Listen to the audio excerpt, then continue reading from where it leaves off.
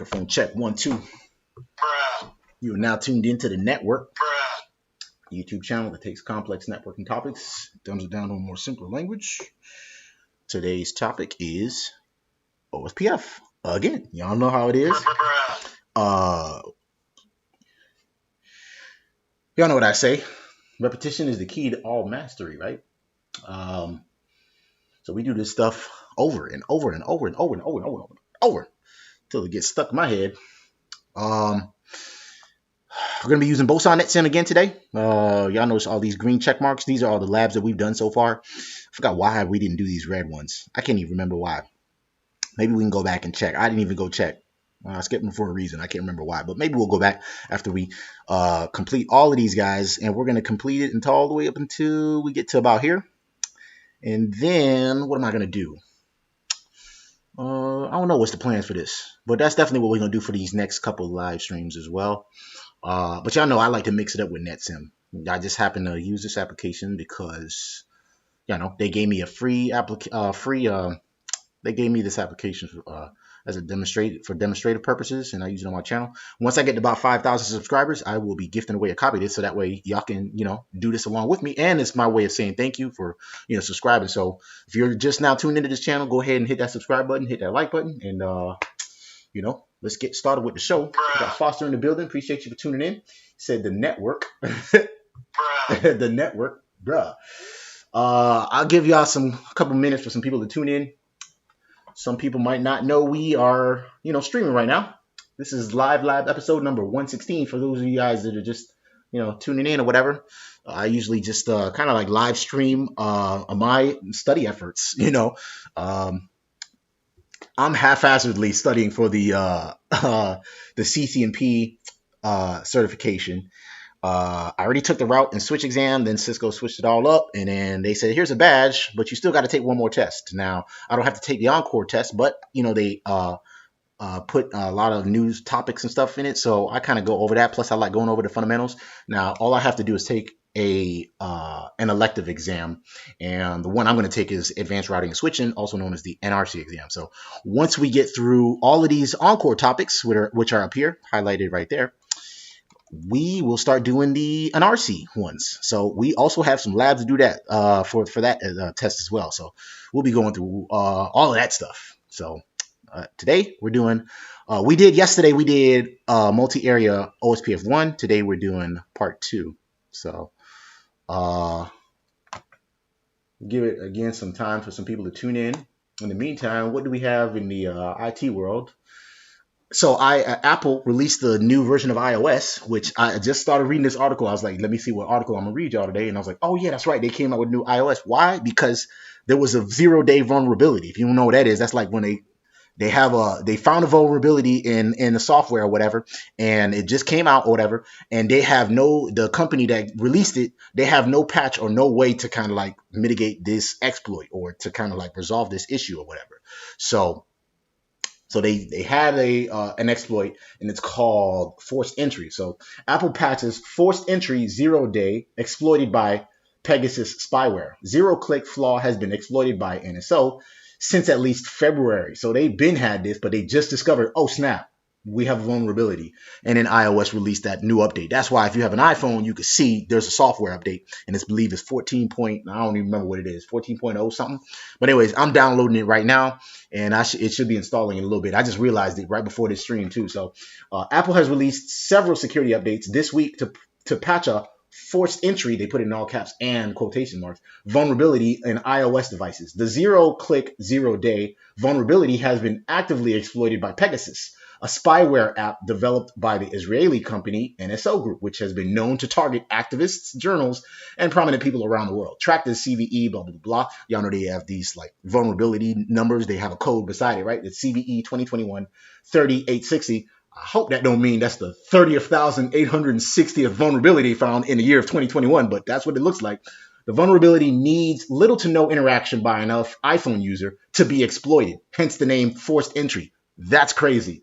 So you don't even need to download a specific application or whatever. It's just a vulnerability on your iPhone, and you don't even need to do anything to like have this vulnerability. In March, researchers at the Citizen Lab decided to analyze the iPhone of an unnamed Saudi activist who was targeted by NSO Group's Pegasus spyware. They obtained an iTunes backup of the device, and a review of the dump revealed 27 copies of a mysterious GIF file in various places, except the files were not images. They were Adobe Photoshop PSD files saved with a GIF extension. The sharp-eyed researchers determined that the files were sent to the phone immediately before it was hacked with Pegasus spyware. They just be coming up. I swear, these hackers, if they could just focus on being positive with their skills and everything like that, man, the world would be a so much better place. But then again, there wouldn't be such a demand for cybersecurity personnel. So this is why you need to get into IT, or at least cybersecurity, for stuff like this, man. Shit's crazy. Abdul Aid, appreciate you for tuning in. He said, you have any advice for junior network engineer interviews, bro? Any advice? The best advice I would have for specifically interviews, or like even just landing interviews. Are your resumes not getting looked at? Are you not getting calls back? If that's the case, the one thing that really helped me out was going with a staffing agency. And there's tons of them out there. I don't know where you're at in the world, but over here in the United States, we got like there's Tech Systems, there's Robert Half IT, there's Office Team, there's all these staffing agencies that can, they have relationships with these companies, and they be like, hey, look, I got this great guy, here's his background, or maybe he's brand new to the field and he just got his, certification. He's trying to break into the field, and they can help you, get your resume on these managers' desks and stuff like that, because they've built relationships with these companies and stuff like that. They can get you contract jobs. It's the best. That's what I think really helped catapulted my career. So he said hiring manager interviews, brother. Yeah, I guess that's what you mean, right? Is that what you meant? But I think that's what really helped catapult my career, is by getting with a staffing agency. So there's like the ones that I just mentioned. There's also I can't remember any of them off the top of my head, but in the Robert Half, the ones that I know, Robert Half, Hayes. There's also another one in the Northeast. Just Google IT staffing agencies, and you'll see some, I'm sure, in your area, and just go with those top staffing agencies. Global Staffing. There's also Insight Global is another one. I don't know if they got them up there, but there's one in New York that I used to see a lot all the time that popped up in my Indeed feed. Bars. So. And as far as what's the most common questions you have encountered? That's a good question too. You'll get the basic network and stuff. They use that at the screening interviews, the layers of the OSI model. They'll ask you, the life of a packet, from one PC to another device. Those are some questions they'll usually ask you. And obviously the basic HR questions like, what would you do if your manager did this, or, have you ever gotten into an argument, shit like that. The basic HR person to develop, to find out about your personality and stuff like that. What else? And then, some basic like layer 2 questions, maybe some routing questions. It really depends on the job. So I would just obviously look at the job description. And then another thing too is sometimes some of the recruiters, they might even know the questions ahead of time, because they probably screened some applicants and who already went through the previous interviews, and then they might be able to help you out that way. So that's a good thing. I think that's what really helped my career, is getting with staffing agencies. So let's go ahead and get started with the show. We already talked about the Apple iOS update and stuff like that. Just make sure if you have an iPhone, go ahead and update it. They just came out with an update recently this week, whatever, and patching. Go ahead and download it. They released several security updates. So we're going to get started. Here's the lab we're going to be working with today. I know it looks pretty large. Don't fret. Don't get intimidated here. Just know that this right here, notice we got BBR1, which means it's the backbone router. We got router 1 over here, router 2 over here, router 3 over here, router 4 over here. Just worry about those guys right now. This is area 0, right? Also known as the backbone area, hence the name backbone router 1 right there. And then we have these other core routers, this guy, and this guy. I hope y'all can see that, right? Let me make sure because I can't see my preview right there. Yeah, y'all can see that. Okay, good. So just we're going to worry about those for now. We're going to do the planning like we did yesterday, planning first, and then we'll do the configurations and stuff, right? Plan, implement Ospf on frame relay network, layer 3 switches, blah, blah. We got some basic commands right here. We know how to get into Ospf configuration mode and stuff like that. Here's the IP addressing guide. We'll run some show commands to kind of take a look at that. Here's the IP addressing for the PCs and stuff. So we'll do the planning. I brought up a notepad right here so that way we'll, I think we're going to have to do some network statements and stuff like that. I even got my calculator so we can do a little bit of, you know, figure out our subnet masks and stuff like that. Each serial 00 sub interface on backbone router 1, where's backbone router 1? He is right over in the center at the top. Bloop, bloop, bloop, bloop, bloop, bloop, bloop, bloop, bloop, bloop, bloop, bloop, right there. That's backbone router 1. They said each sub interface and each serial 00 sub interface on backbone router and each serial 00 interface on core 1, core 2, core 3, and core router 4 should be configured as members of the backbone. So again, these guys right here. So core router, that serial interface, this interface, and also the sub interfaces that point to the rest of those guys, right? This sub interface, this interface, my bad, and that interface is what we need to configure them as members of the backbone. Your configuration should be specific enough so that as additional networks are added to the router, those networks are not automatically advertised. So they basically want us to come up with some specific network statements here, right? Y'all got any questions so far or anything? Aid said, okay, thanks, appreciate it. But I was targeting hiring manager interviews, not with the HR. I appreciate your response though. So you're saying with hiring manager interviews. Oh, I see what you're saying. Yeah, that's a good question too. If you can, yeah, find out as much information as you can. You know, if you can get information on the HR, on the hiring manager, you know, see if you can look him up on LinkedIn, look at his background, so that way you can at least, you know, talk about things that you have in common or whatever, or any kind of information that, you know, like let's say he went to school at FSU or whatever. You know, you could be like, oh, I like football or whatever, something like that, just to kind of develop some kind of rapport. You don't want to be too obvious with it, obviously. Or if he has a background in VMware or something like that, talk about what kind of experience you have in that. And then you'll see them kind of perk up. Just little things like that. That's one tip you could use. But I think, like I said, the main thing that really helped me out is getting with staffing agencies, man. A lot of times, you know, they'll present some jobs for you, and they can at least get your foot in the door. I think that's the number one thing that really helped my career. So your configuration, we did that part, right? So the IP routing tables on each router should be populated with the specific IP subnets, blah, blah, blah, blah, blah, blah, blah. They said basically want us to come up with some network statements for these guys right here to add Ospf and put it in the backbone over here, right? So on these specific interfaces. So let's see what they want us to do here. We'll start. We need to come up with some network statements that's going to put those in area 0. So let's start off with backbone router 1 real quick and take a look at his sub interfaces. We're in backbone router 1 right now, right? So we'll go to enable mode real quick and show IP interface brief and see what we got so far. We got these sub interfaces. This is a physical one. We ain't worried about that because that's not assigned. But we got this one, this one, this one, and that one. We need to come up with some network statements that'll put all of these guys in area 0. But notice, it looks like we could just use a 12.0 network and put them all in the use a network statement using this 12.0.0.0, right? We could probably do that, right? But if you notice, if we do, let's just look at what one of these sub interfaces, show interface serial 00 .101. What am I doing here wrong? 0/0 .101, right? Show interface that. Why can I do that? Why couldn't I do that? 0/0.101. How's that different? Show interface serial 00, right? /00 .101 .101. There we go. I don't know what I did differently there. What did I do differently?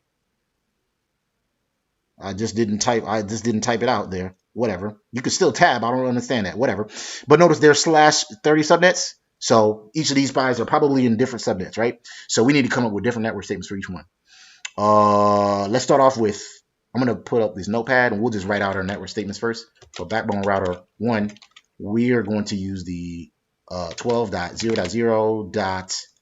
We can do 12.000 there. Oops. Come on, man. The hell. Songs I want to download, y'all. 000, and then subnet mask of /30, but we work with wildcard masks, right? So 000.3. And then we said we're going to put in what? The backbone area, which is also known as what? Area 0. We need another network statement for the next guy, which is what? It's 201, 301, and 401. What's 201? 201's network is, this should be, just by looking at this is the 12.0.0.4 network, right? Y'all see how I did that, right? .0.4, 000.3, area 0, right? Because remember, when it's /30 like that, the blocks are in each, they're like, by their blocks are 4. So in other words, the first network will be 12.0.0.0. Next network is .4. The next network is .8. Next network is .12, so on and so forth, right? Because pretty much the magic number is 4 in that case. I think that's what it is. I think that's the magic number. I can't remember. Yeah, can't remember. So then that means 12, 201. So next one is 301. His subnet, he's in the .8 network, right? Y'all see that? Because the first host is 9, next host is 10. The broadcast is 11. Next network would be what? Put it in the chat. Put it in the chat. If you know what the next network would be, right? So 12.0.0.8 for this one. 000.3. We said area 0. What's the next network? So 401. What's the next network statement we're going to use? Anybody know? Anybody know? 12.0.0. I know y'all see that pattern there.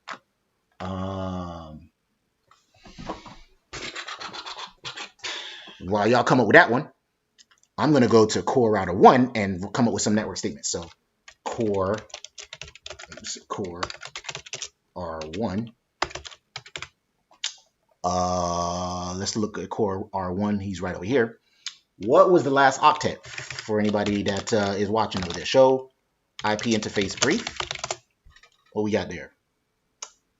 We need to put this subinterface right over here for core router 1. We need to put that subinterface in area 0. That's a serial interface on core router 1. So what's the serial interface? 12.0.0.2. But we also want to know what his subnet mask is. It's probably /30 as well. 12. Foster got it right. That's correct. The last octet was .12. Come on, man. And then the subnet mask is /30. But we work with wildcard mask, right? So it's 0003 areola 0, right? So now back to core router 1. Shout out to Foster for that answer. Thank you for that. The subnet mask for that serial interface. So interface serial 00. What's his subnet mask? It's /30. So that means this is the 12.000. So that means 12.0.0.0. And then the subnet mask is also 0003 area 0. Right? What is the next guy? We need to put core router 2, core router 3, and core router 4. Network statements for those guys. So core router 2, we need to put this interface in area 0 as well. Then we're going to put that in area 0 and that in area 0, right? So we're on core router 2 right now. What's the network statement for that? Let's go to core router 2. There's core router 2. And we'll do a show IP interface brief and see what that is. It is, if this is /30, that means this should be .4, right? You see that? I'll show y'all real quick. Show interface serial 00. Come on, man. Come on, Vlad. Show interface. Come on, dog. 00 /30. So that means this is the .4 network, right? That's the first usable host. Anyway, the first usable host will be .5, right? Yeah, .5, I believe. Yeah, because so then the other guy's probably .5. He's probably .5. I don't know. 12.0.0.4 0.3 areas. Wait a minute. Oh, that's what I did wrong. This is supposed to be core R2. It's like I almost put the same, another network statement that would have messed it all up. Then we need to come up with some for core R3 and then core R4. I'm gonna put a hyphen there so y'all can see what that is. Remember, we're just doing a little planning here first, right? And then we're gonna put we'll do the configuration in a little bit here. So let's go to core router 3. Where's he at? Router 3 is over here. Y'all got any questions so far? Am I losing anybody? Or, you know, if there's no such thing as a dumb question. If you have any questions or whatever, let me know, and I'll you know, try to answer as much as I can. So interface, no, what I wanted to do. Yeah, let's look at the serial interface. We already know it's a serial interface. Serial 00. It is 12.0.0.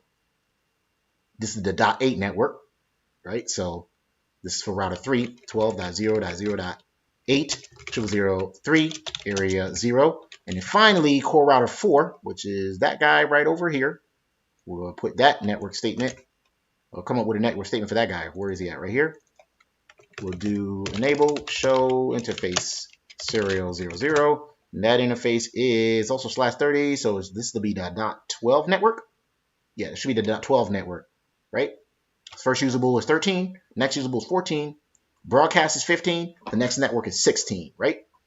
So 12.0.0.12 network, 0.0.0.3, area 0. I think that should be all of our area 0 network statements right there, right? Now, so we did this part right here. Step 2. We got a long way to go, y'all. So yeah, I see all these steps right here. It's like first one is 20. Well, a lot of these are questions and just, you know, show commands. So it's not really all steps, right? So don't fret. The following interfaces should run in OSPF area 1. So now we're gonna work with area 1 here. Core router 1, which is this guy over here. His fast Ethernet 1.0 interface. I'm sorry. Yes. So that interface right there. And then DSW1's FA01 interface. So this one right here. We're going to put OSPF so that way them two become neighbors and become happy. Right? And then they also said and each switched virtual interface that is configured with an IP address. So we probably got some SVIs for each VLAN right here. So we got an SVI probably like pointing that way, this way, and that way.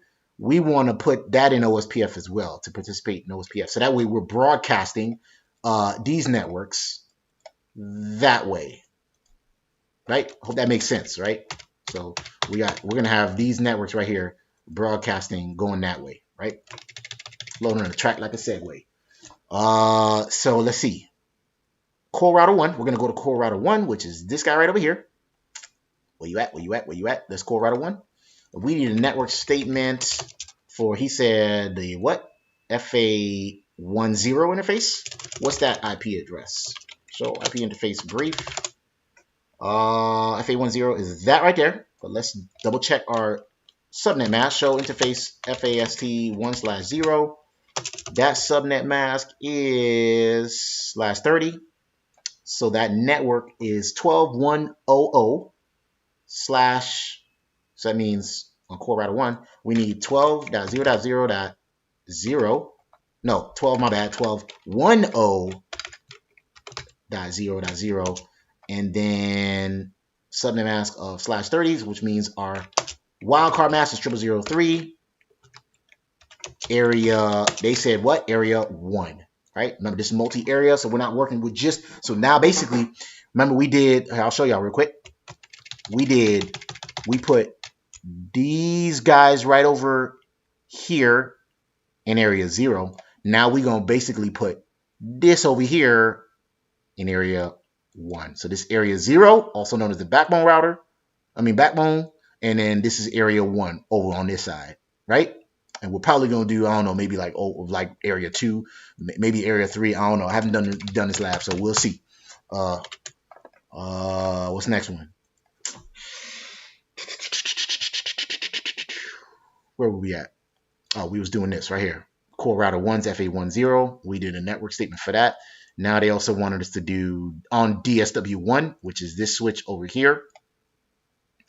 So go to that guy, and he said DSW1's FA01 interface and the SVI needs to be in area 1, right? So what's the FA01 interface? Show IP interface. Well, let's just do this. Show interface FA0/1.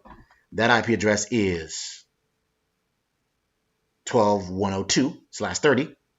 So we'll come up with a network statement for that. DSW1. Jesus, we're going to have a lot of work up in here. Let's put DSW1. We'll put our switches here at the bottom. DSW1.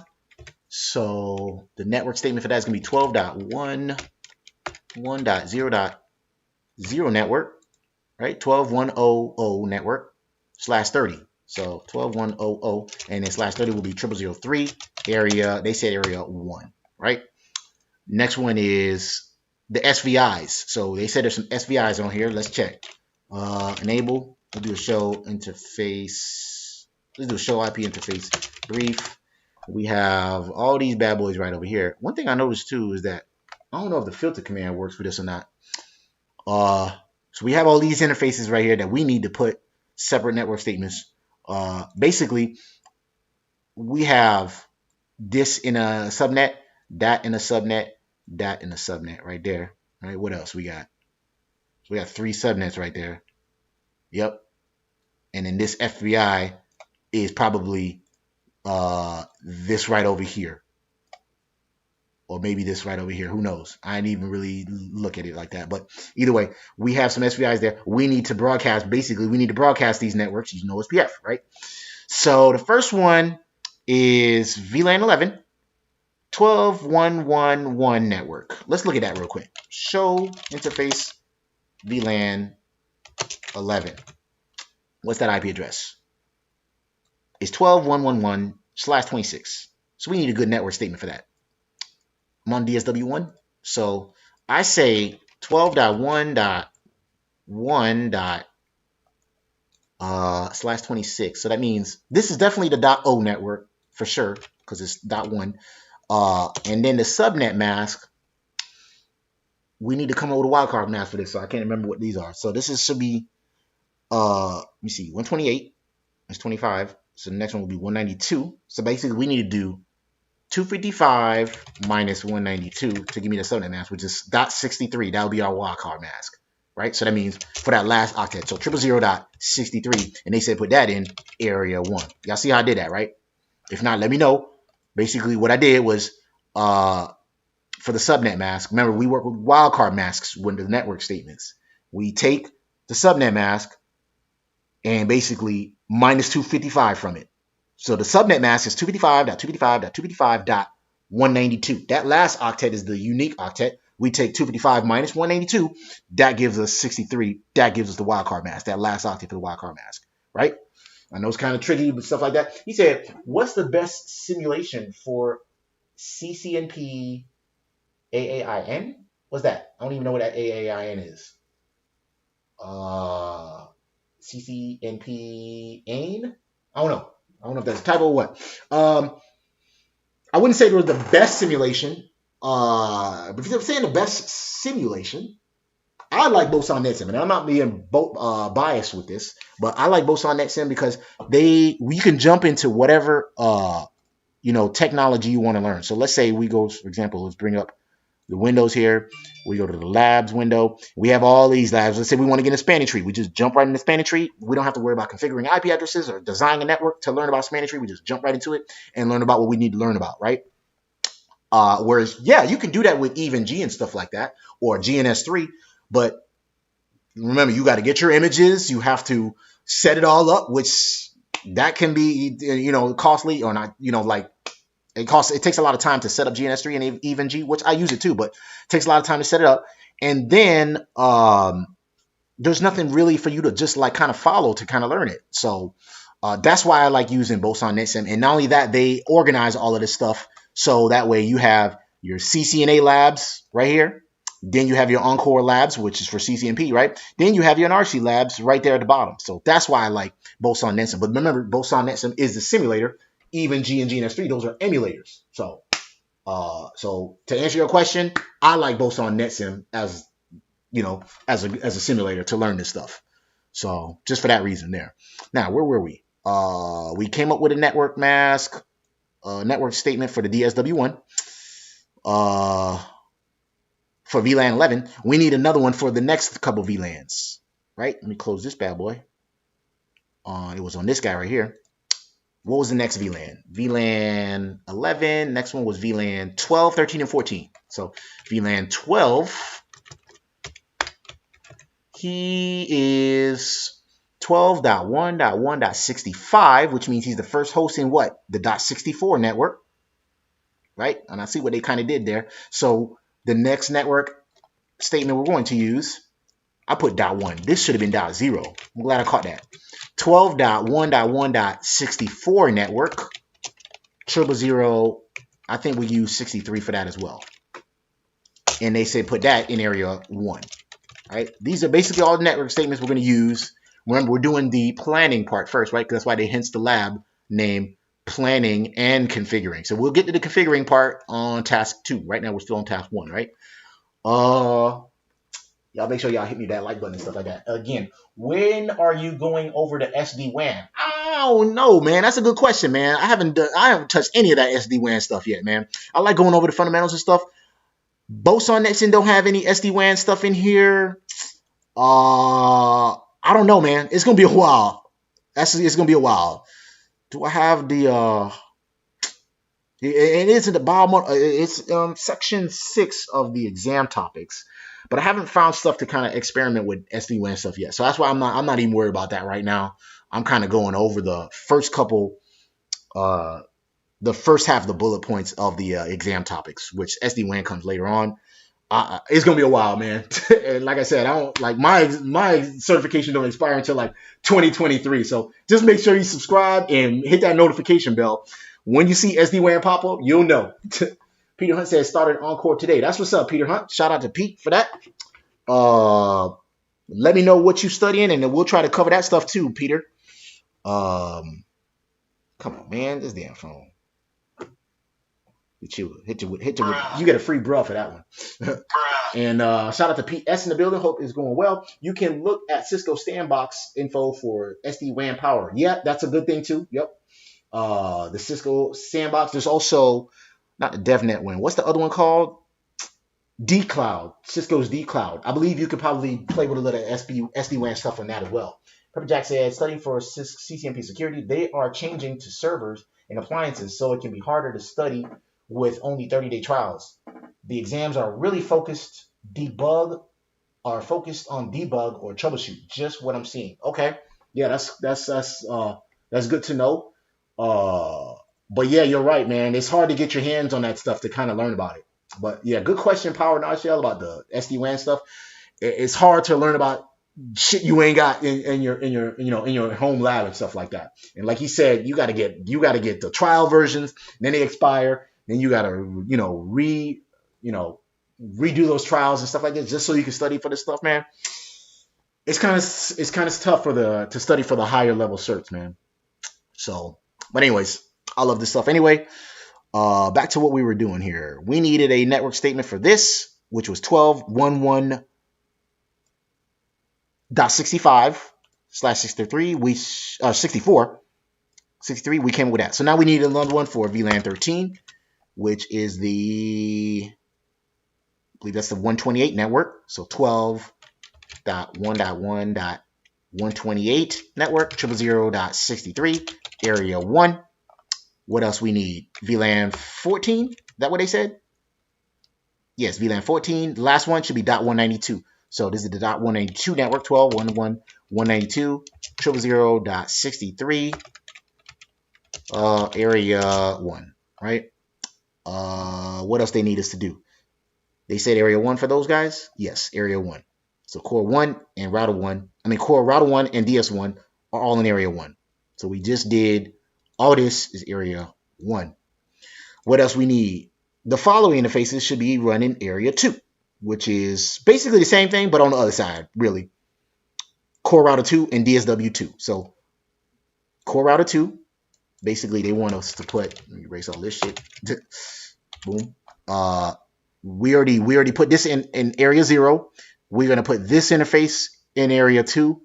Probably, they say what, DSW2 and FA10. So DSW2. So this interface in area 2 as well.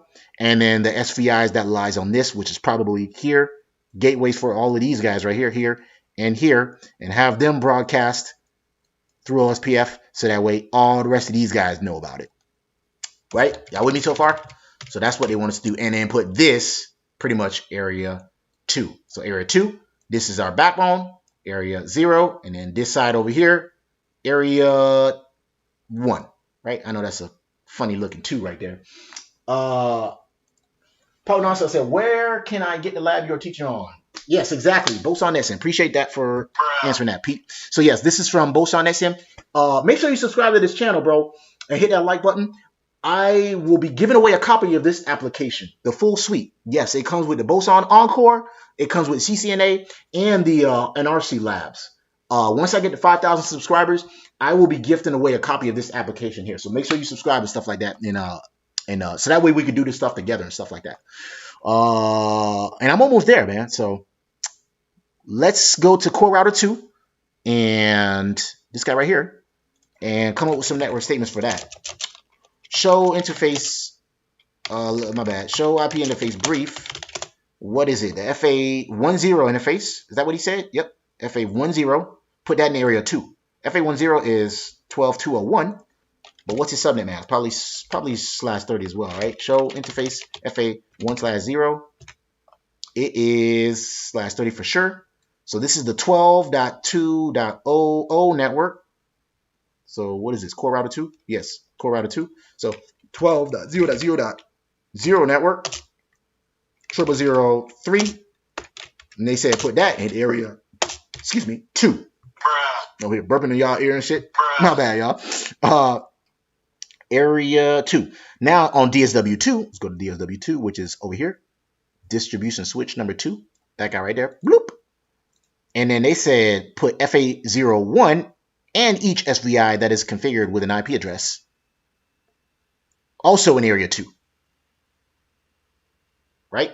So basically, like I pointed out earlier, just in case you just tuned in, right? We're going to put this in area 2. Which we did with this network statement. We're going to do with that network statement right there. Put that in area 2.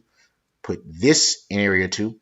And then the SVI that is pointing to those guys right there. That one, and that one. So it's probably like, I don't know. We'll see what SVIs they are. A core router 2, we needed, I think that was good enough. So we need to go to DSW2, which is over here, and see what his IP addresses are. Show IP interface brief. Can you do the pipe exclude unassigned like that? No, you can't. That's what I don't like about this. What's going on here? Exclude unassigned like that. See what happened there? What happened there? Whatever. VLAN. Well, first this one right here. FA01. Show interface FA0/1. That is /30. So we need the 12.2.00 network. So this is DSW2. So DSW2 12 dot, what he said, 2.0.0 /30, so 0003 3 area 2, right? Yep. So 12.2.0.0 network. 12.2.0.0 network, and then area 2. And that's the subnet mask for it, right? Y'all see how I did the subnet mask, right? Basically 255. We take that minus .252, and we take 255 minus all of that, right? And I'll show y'all. Basically, this is how I come up with the last network statement. The last octet is 252, right? So 252. Oh, my bad. The last octet is 252, but we take 255 minus that. So 255 minus 252 is obviously 3. That's how we come up with that last octet. right? DSW2. So we need those SVIs there. What was those SVIs? We need network statements for all of these guys right over here, which is pretty much the same thing as the other side. So it's .64 network, .128 network, .192 network. We already came up with a network statement with that. So we need 4 more network statements. And it's probably going to be the same as these guys right here. I see the pattern here. We just need to do 12.1. I mean 12.2 dot blah blah blah blah. 12.2.1. Yes. Right? So basically 12.2.1. I'm not going to look at all of them like that, like I did last time. So 12.2.1.0 network, 00063, area 2. Next one is 12.2.1.64, 000.63. Again, areola 2. What's the network? Next network is 12.2.1.128, 000.63, area 2. And the last one is 12.2.1.192, 000.63, area 2. Y'all see what I did so far? It's basically the same thing as the other side, except that's why a good network engineer will plan their IP addressing scheme similar to this, because you're able to predict it. It's predictable when you do this, right? I know it seems kind of like you don't want it too predictable for the hackers and stuff like that, passwords and stuff like that. But IP addressing scheme, you want it to be predictable like this. It makes it easier for the next man to come in when he comes in, right? So we came up with network statements for DSW2. Your configuration should follow the same restrictions, which we did. Use the IP addresses tables. List which network parameters should you use to satisfy. So we did this side right here. The following interfaces should be configured to run in area 3. So we're basically doing the same thing over here on this side, but area 3. So we're going to put, I just now realized this, we're going to put this right here in area 3, and I'm assuming this is probably going to be area 4. That's hella areas there. So I guess let's draw this out if you're just tuning in, right? So that's area 3, this is area 4. Here's area 1 over here. This is what you call a multi-area, right? This is our backbone area, also known as area 0. And then this side right here is going to be area 2, right? Y'all see that so far? So, and they probably use that same IP addressing scheme similar. So let's go to what devices they want us to do for area 3? Core router 3. So I'm going to go to core router 3. Jesus, what did I just do? I just moved this guy over. Who is that? What did I just do? There he is right there. I fucked it all up. There he is right there. So go to core router 3. And let's take a look at what we've got in here. Let's see. Show IP interface brief. Y'all got any questions or anything? Y'all let me know. If you have any questions, or if you have any tips to make me help me do this faster. This, yeah, so they kind of use the same similar scheme right here. So we can put this in the 12.3.0.0 network. So for core router 3, let's see. We need this to be 12.0.0, no, 12.3. Oops, my bad. 3.0.0. And then that's probably /30 as well, right? Let's just make sure though, because we need to verify our work. FA1/0 is it /30? Yes, it is. So 12.3.0.0 network /30, which means it should be 0.0.0.3 as well. And we put that in area, what's that? Area 3, right? Running so far, right? Because this area, here's the interface right here. That FA0 interface needs to be in area 3 as indicated with this sloppy ass writing that I put over here. Power Nonshell said, I want the lab. Hey man, like I said, man, make sure you subscribe to this channel. I know I sound like a generic YouTuber, but make sure you subscribe, make sure you hit that like button. Like I said, when I get about 5,000 subscribers, I will purchase a copy of this and do a giveaway. So he said, how do I purchase the lab? You can also go to Boson NetSim if you ain't got time to wait on my 5,000 subscriber.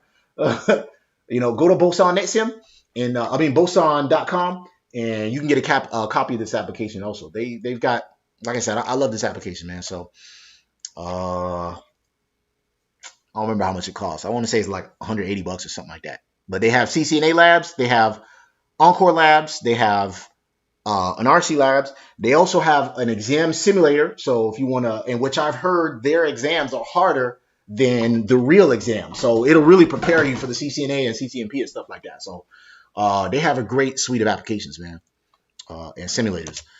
What else were we doing? We wanted to we put that one in the face, we came up with a network statement for that.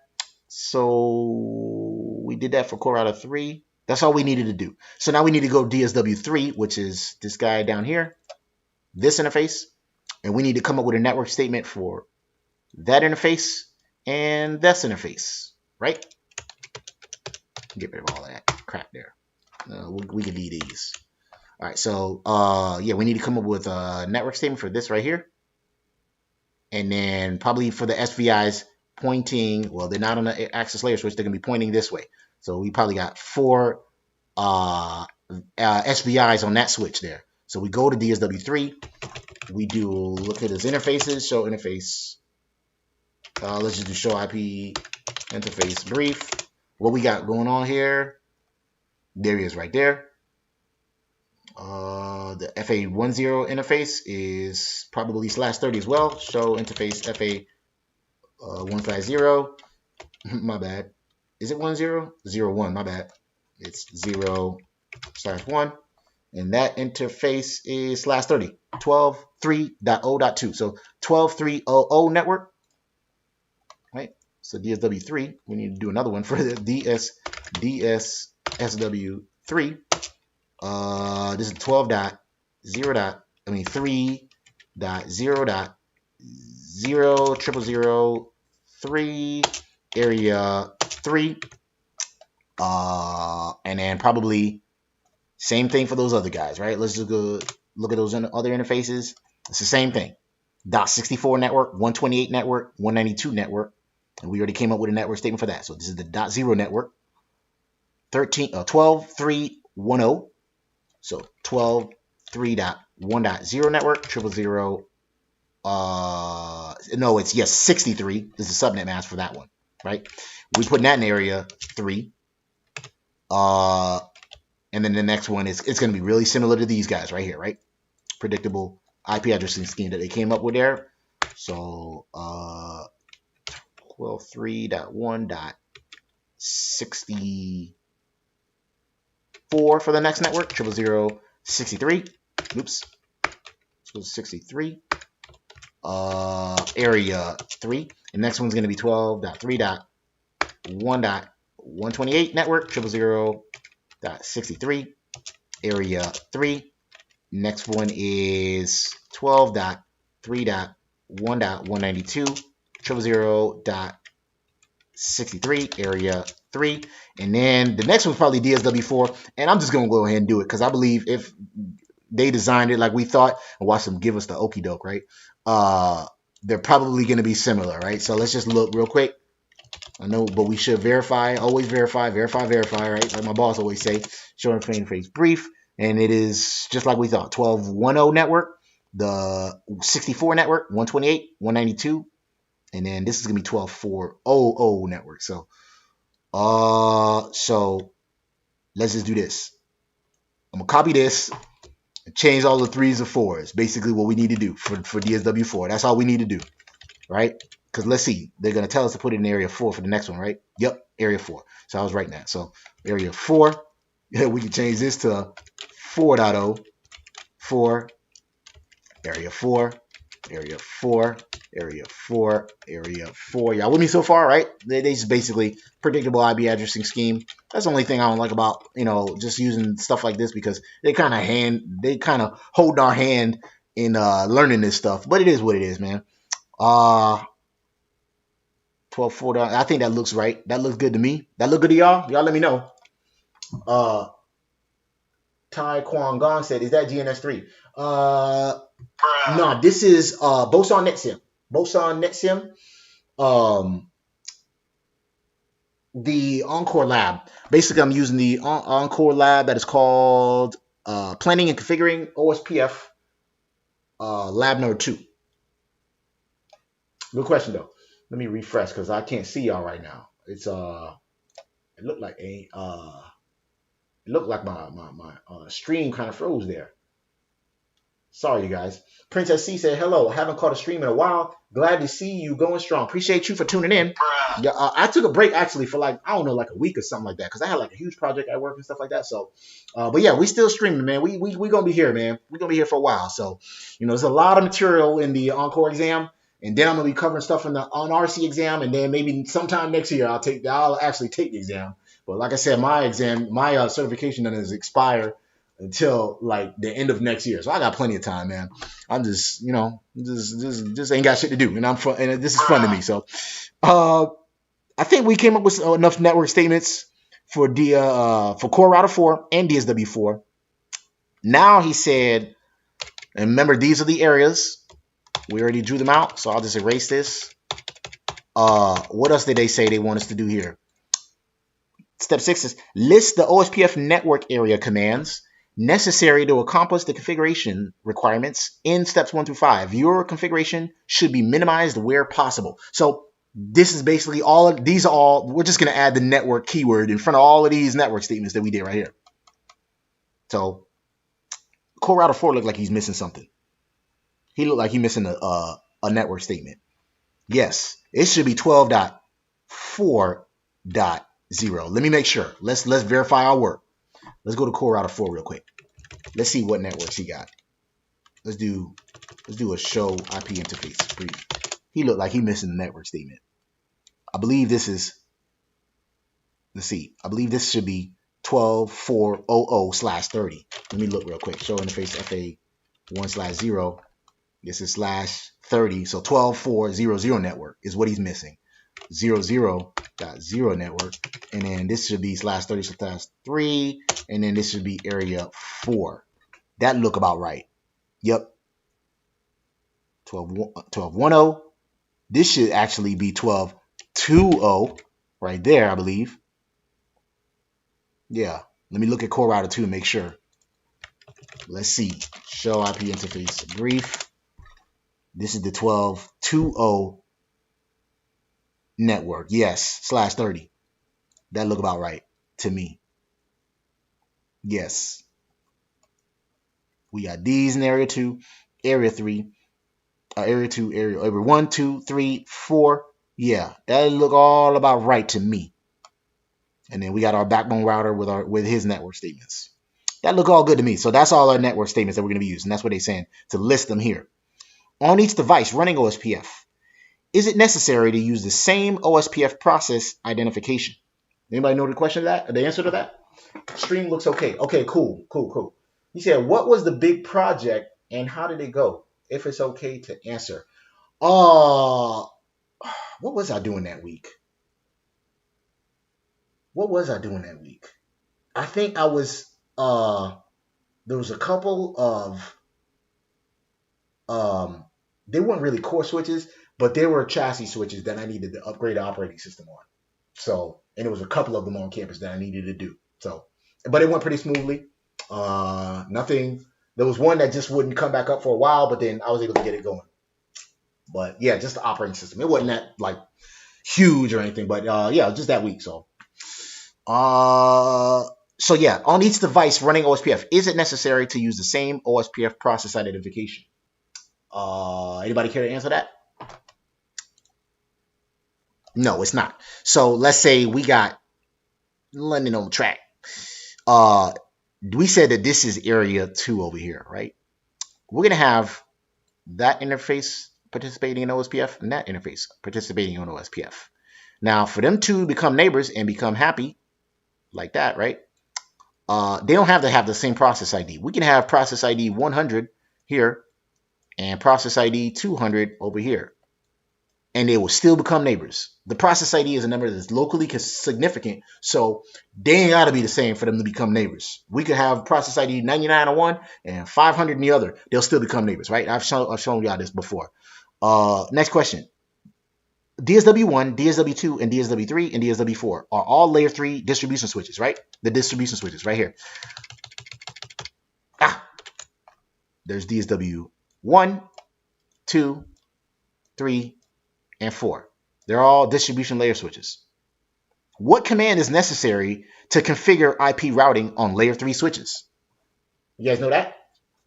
Pete said, process is unique to router only, so it does not have to match. That's correct, Pete. You on the roll here.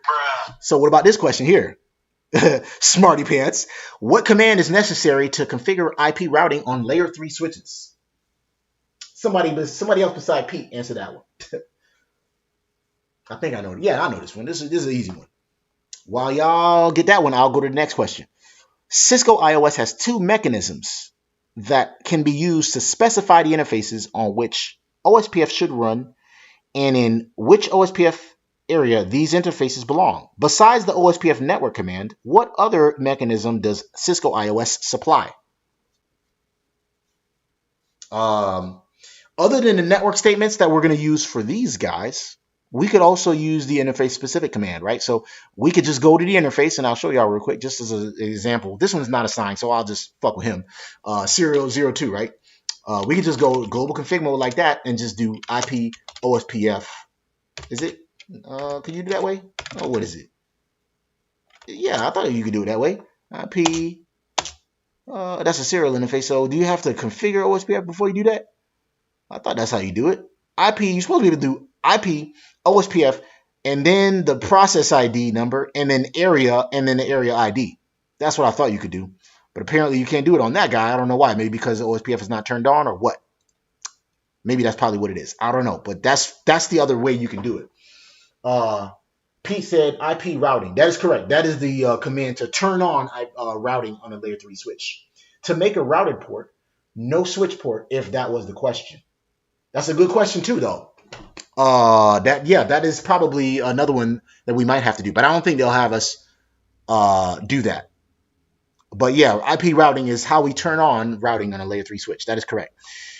And as far as this question goes, question 10, besides the network area command, we could do IP OSP. We can go in the interface and then do IP OSPF, the process ID, the keyword area, and then the area ID. So what is one major advantage of using OSPF network area command over, there it is right there. See, that was the command right there. IP OSPF area command. What is one advantage of doing it this way over the other one? One major advantage. I don't know that one. I don't know the answer to that one. One major advantage using the OSPF network area command over the IP OSPF area command. I don't know. I guess, shit, you got to know your fucking subnetting to really, use the network command. With IP OSPF area, you don't have to. I can give you that. That's an advantage for me. You don't have to know. You can just put a specific specific interface in whatever area to process, in whatever OSPF process ID. You can pick the interface and put it in whatever process ID in the area with that command. With the network area command, you got to know the network statements. You got to know some network statements and some kind of subnetting and shit like that. So I don't know what the one major advantage is. One thing I like Boson NetSim is if you don't know the answer, you can look at the back of the book, right? So we can do the task 1, question 11. What is the advantage? I don't know. They said one major advantage of using the network area mechanism over the IP OSPF area mechanism is that you could match multiple interfaces with a single area command. With a single command. Yeah, so I got you. That's true. Resulting in reduced configuration steps. So you could pick a broader network statement that is less specific and it'll add more interfaces if you want to. So that is, I guess, a major advantage. I personally like the IP OSPF area command because you can say this specific interface to participate in OSPF. So I guess that's an advantage. I mean, I guess. Rufus said, I am also 15 years old, by the way. Oh, okay. I didn't see your question there. He said, hey, NetworkBruh, I wanted to thank you for your CCNA videos, especially for the ones on network security. I was able to understand security fundamentals before the test and passed it first attempt. Oh man, appreciate that, man. I like that, man. And Rufus, you are 15 years old. That is awesome, dude. Man, I didn't start learning this stuff until I was like in my 30s, dude. So you are definitely on a head start, man. And I'm glad that my videos helped you out, dude. I need to go back to doing those tutorials again. And I really appreciate that. I'm glad, man. Thank you for that, Rufus, man. Shout out to Rufus for passing that exam. Keep going. Don't stop learning. You are on a great track. And IT is a great field, a very lucrative field, might I add. So keep going and don't stop, man. And you are 15 years old. Dude, you are smart as hell, man. Man, shout out to you. Pete said, advantage is one command to enable it on all interfaces. The network command catches. Yes, exactly, Pete. You was right. You was right. You was right about that. Versus 10 individual interface commands. You're right.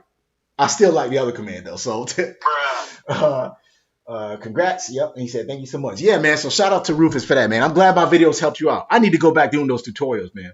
I really do. I just like doing these live streams, because I can interact with you guys and stuff like that. And it's less those tutorials. I had to edit them and plan them and come up with PowerPoints and all this other shit, man. So this is just easier to just press record and y'all watch me fumble through these labs and stuff. So it's all good though. What did they say here? In networks lacking a clear or simple IP addressing scheme, which configuration mechanism is more appropriate? Wait, what's the question there? He said, in networks lacking a clear or simple IP addressing scheme, which configuration mechanism is more appropriate and why? Oh, probably the second one, the IP Ospf area command, because y'all see how the networks, like these network statements, we were able to just predict which network statements to use, because obviously it was a simulator, so they had to make it that way. But these, they made it easier for us to come up with these network statements. But if there's one, like he said, lacking a clear or simple IP addressing scheme, we might want to use this one to put specific interfaces to participate in a specific area or process ID.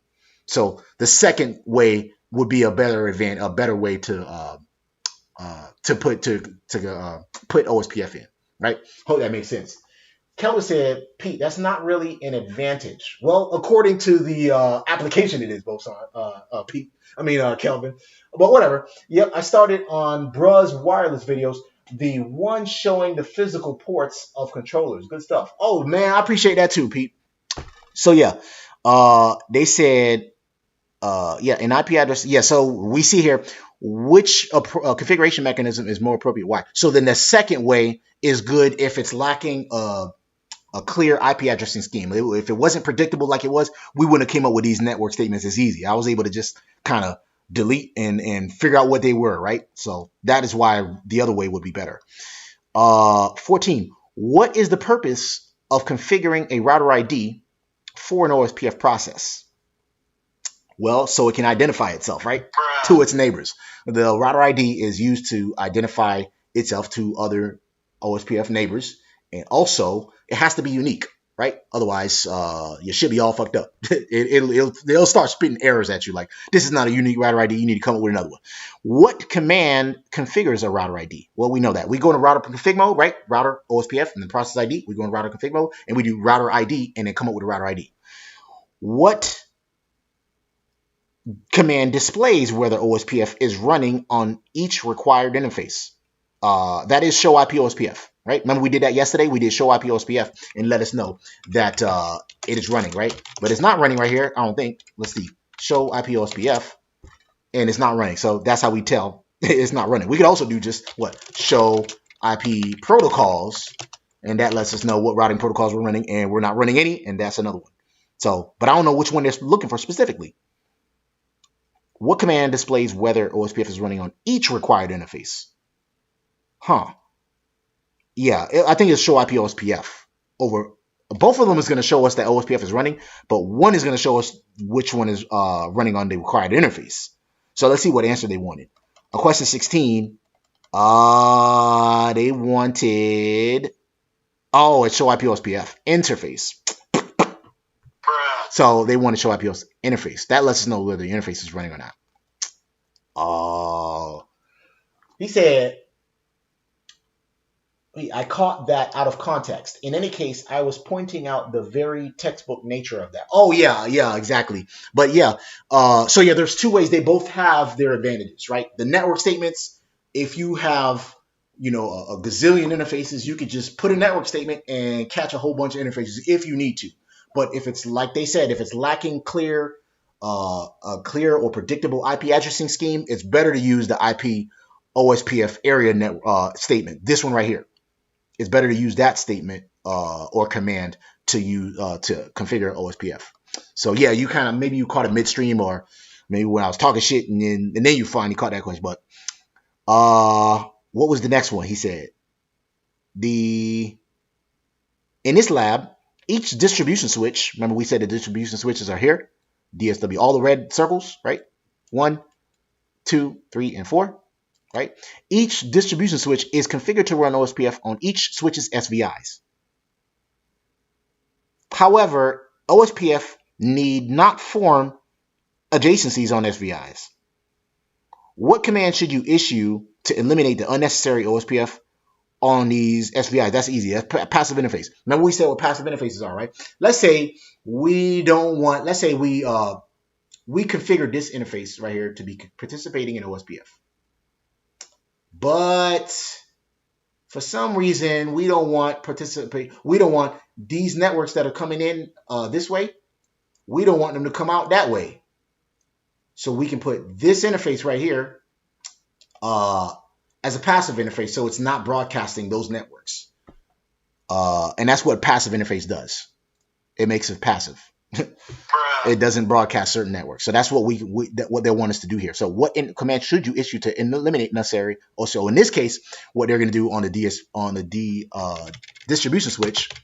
So we have some SVIs going this way. Let's do this. Let's use the black right here. We got some SVIs pointing that network, and that network. And they don't want, let's say we don't want OSPF to be broadcasted. I guess they don't want them broadcasted that way. So we're going to we don't want that one to be a passive interface. One of these is going to be a passive interface. I don't know. They'll probably ask us. They'll probably make that, no, because then these two won't become neighbors. So they'll probably make, I guess, yeah, they'll probably make this, and this to be passive interfaces. That's probably what they're going to make us do.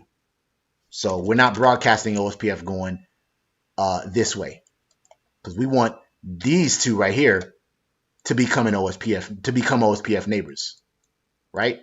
We don't care. We don't have an OSPF neighbors this way, so we're probably going to make that side. We're going to make this right here a passive interfaces. And that's what they're probably going to have us do. What debug command? That's probably what Kelvin wanted us to do. He said, tis boson. Shame. It's all good. Even in the case where you do have a predictable network IP addressing scheme, realistically, your interface config option is always going to be more stable. I agree. I agree with you on that one, for sure. It allows you to be much more selective about the interfaces. Yes, for sure. Which is the type of control you want almost always in an implementation. You don't want to accidentally sweep interfaces in OSPF. I 100% agree with you on Kelvin.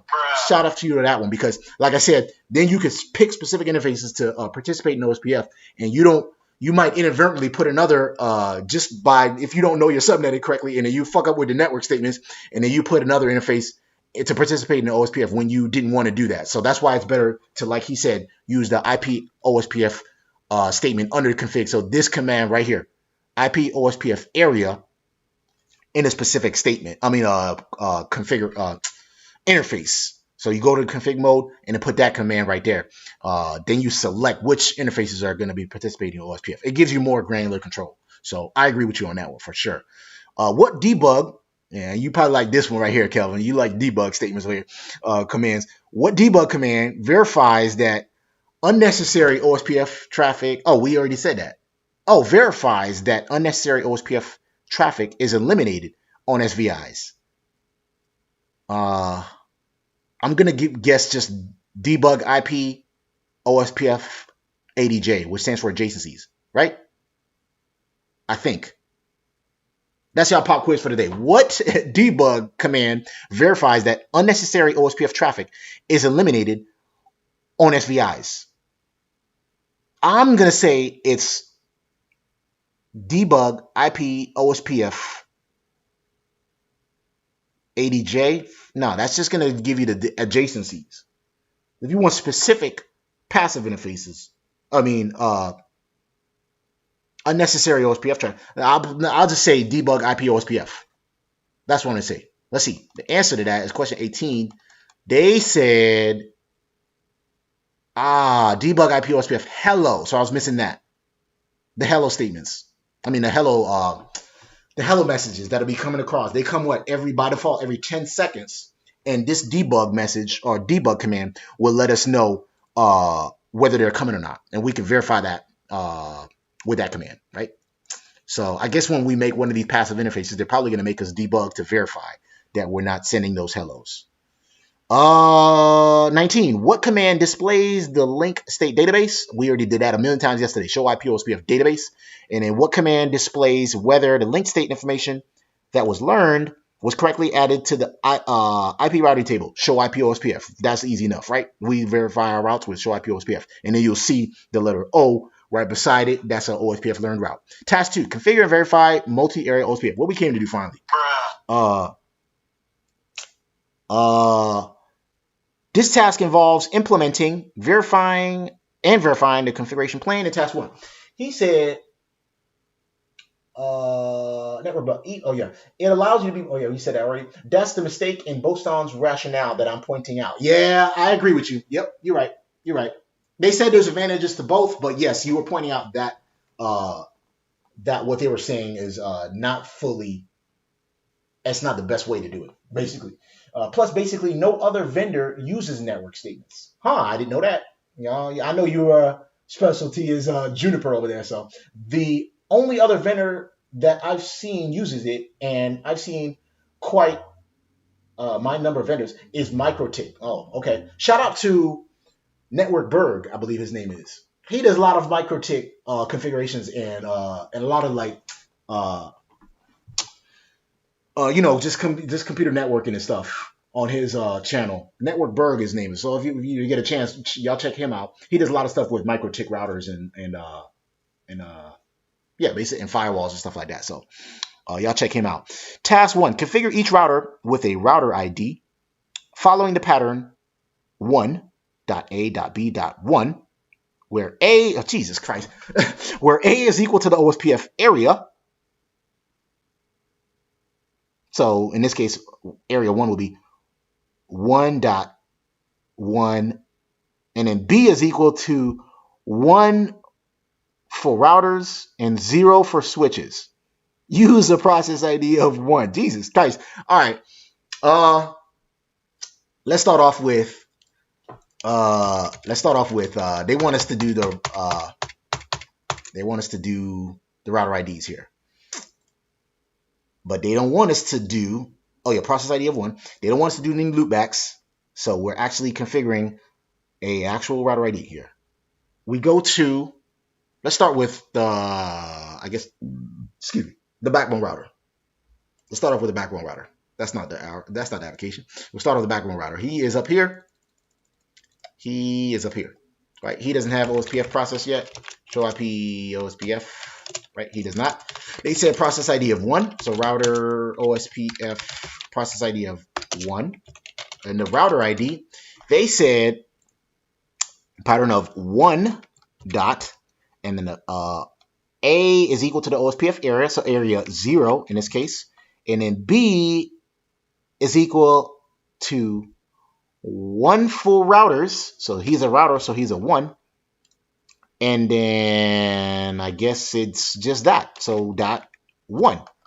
So 0.1. That's his router ID. Yes.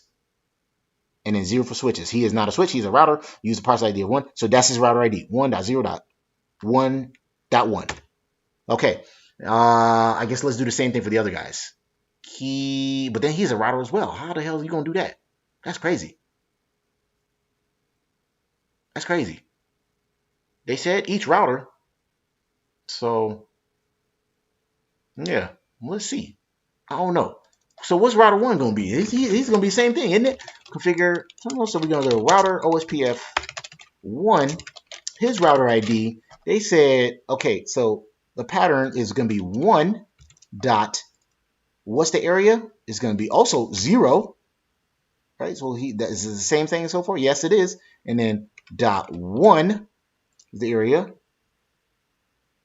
A is equal to the, so A is equal to the Ospf area number. It's the area 0. And then B is equal to 1 for routers. Yeah, that's 1 dot 1. So that's going to be the same thing. I don't know, man. That's not a good idea. I don't know. Y'all correct me if I'm wrong when they're saying that. Or maybe I was supposed to give him a router ID. I don't know.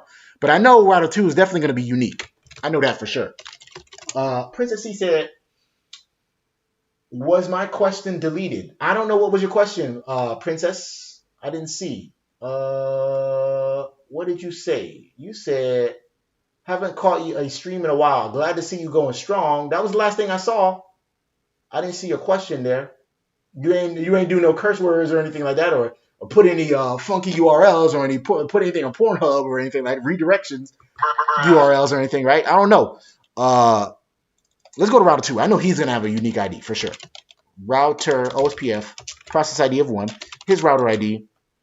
They said pattern is gonna be 1 dot. With the router ID, pattern is gonna be 1 dot, and then A is equal to the Ospf area. Oh, okay. So then probably this is area 1. So then he is going to be area 0 probably. That's probably what it is. So I'm using the wrong ID for him. And he's going to be area 1, area 2, so on and so forth. Y'all see that? So that's what I need to do.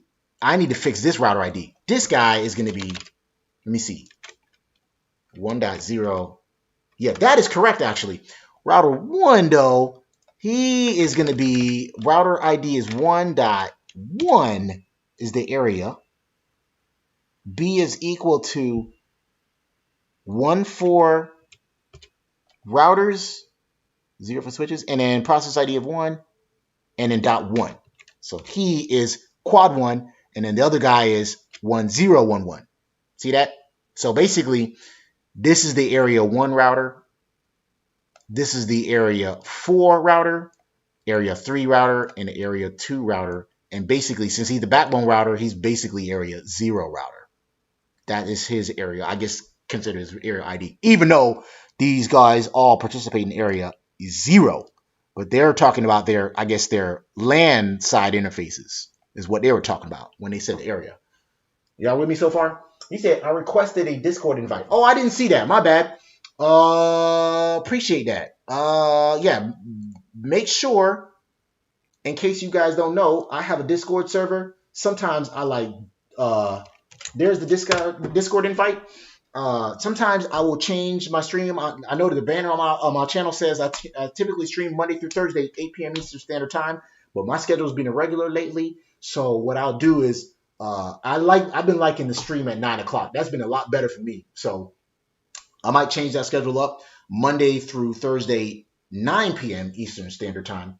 But if I do make any kind of changes, if you're joined to the Discord server, you'll get the inside scoop, and I'll let you know. And sometimes I'll, like, if I don't have my daughter on the weekends or whatever, I'll do a bonus stream on the weekend and let y'all know, hey, look, I'm gonna do a quick little stream, or I don't know, like EIGRP or something like that, and then and I'll stream that way. So, but typically on the weekends, I usually have my daughter, or I'll go play ball or something like that. So I haven't been streaming a lot on the weekends lately. But typically I stream Monday to Thursday, 8 p.m. Eastern Standard Time. I'm gonna start changing that up to 9 p.m. Eastern Standard Time. So let's finish those router IDs. What was the next guy? We did him already, so that should be quad 1. This guy is 10011, so he should be 1 dot area ID is 2 dot. He is a router, so that is a 1 dot and an ending in 1 again, right? So that's also unique. 1211, right? We'll just double check, right? He is 1, so he is 1111. He is 1011, and he is 1211. 1, right? Another thing I like about Boson NetSim is we can press Control G or just do grade lab like that, and it'll let us know if we got anything wrong or we fucked up anywhere. So, but we're gonna do that at the end of the lab, right? Because we're missing a whole bunch of stuff. We got a lot of configuration we got to do here. So press enter there. That his router ID. We need to go to the rest of these guys down here. Where they at? Where they at though? These guys, core router 3. We're gonna go to core router 3 and do his router ID. Where he at?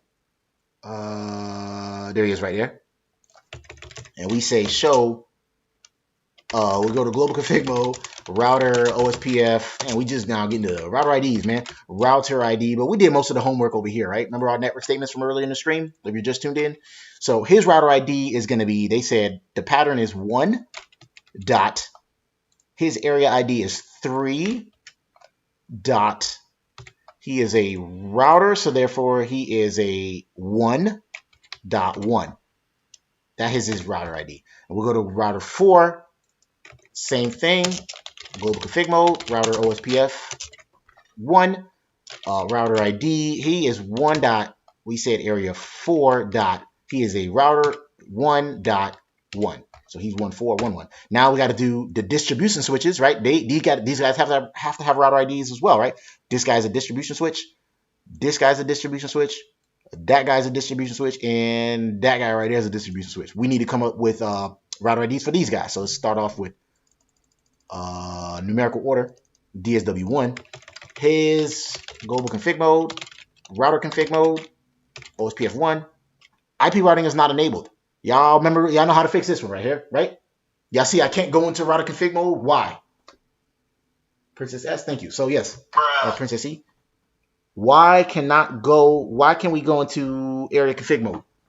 I mean, router config mode. He said IP routing is not enabled. How do we enable routing? Y'all know? First one that answers this question, you get a... while that's going, I'm just going to go to global config mode on all of these guys, and I'm probably going to get the same thing, right? How do I fix that problem? Remember, I can't get into global config mode. Why? Ospf 1, he says the same thing. IP routing is not enabled. Why the hell can I get in the routing enabled mode? I know y'all know why. Y'all, all you guys are smart. If not, there's some smart people in the room over there. I know somebody gonna answer it. You sir in the back. Router Ospf 1, he says the same thing. IP routing is not enabled. Y'all know why? I'm gonna go back to DSW1.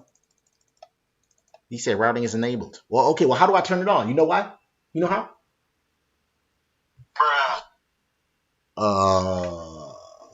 Rufus got it correct. IP routing. Shout out to Rufus, man. Look at the 15-year-old answering over y'all. I'm fucking with y'all, but still. Yes, we have to turn on because this is a layer 3 switch. IP routing is not enabled by default, right? So we need to turn it on, right? How we do that? IP routing. That turns on IP routing. Now we should be able to go to global config mode with, router config mode with router Ospf 1. Now we can go to router config mode. So yeah, shout out to Rufus for that one. And then we got to come up with a router ID for him. He said the pattern was 1 dot. What's the area? He is in area, this side right here is area 1, right? We said that this right here is area 1. So that means 1.1 dot. He is a switch, so we got to put a 0 there and then ending in 1, right? So 1 dot, that is a unique ID, should be 1.1.0.1. That's his router ID. Good. Bucky Roush said it's set for layer 2. That's correct. Oh, look, even shout out to Bucky for that one. You got that one correct too. He even gave me every command that I got to do. Enable conft and then IP routing. That's correct. Bucky Wright got it correct too. Bucky Roush got it correct too, though. IP routing. So we gave him a router ID. We need to come up with a router ID for him. Routing is not enabled, so we turn on IP routing with IP routing like that. And then we go to global config mode. We're already in a global config mode. We say router Ospf 1. And his router ID is 1 dot. Area is area 2. Right? Remember? We said this side right here. This side right here is area 2. Right? This is area 0. This right here is area 1. And then we got, this is 4. And that is, over here is 3. That's how we come up with that that scheme, right? So this is area 2, right? 1.2, and then they say he is a switch, so we got to put a 0 there, and then it ends in 1. So that's his router ID. Now we got to go to DSW 3 and 4. So 3 is right here. Did we do 3 already? No, that's core router 3. My bad. So we got to do DSW 3. DSW DW. Turn on IP routing, right, to make it layer 3.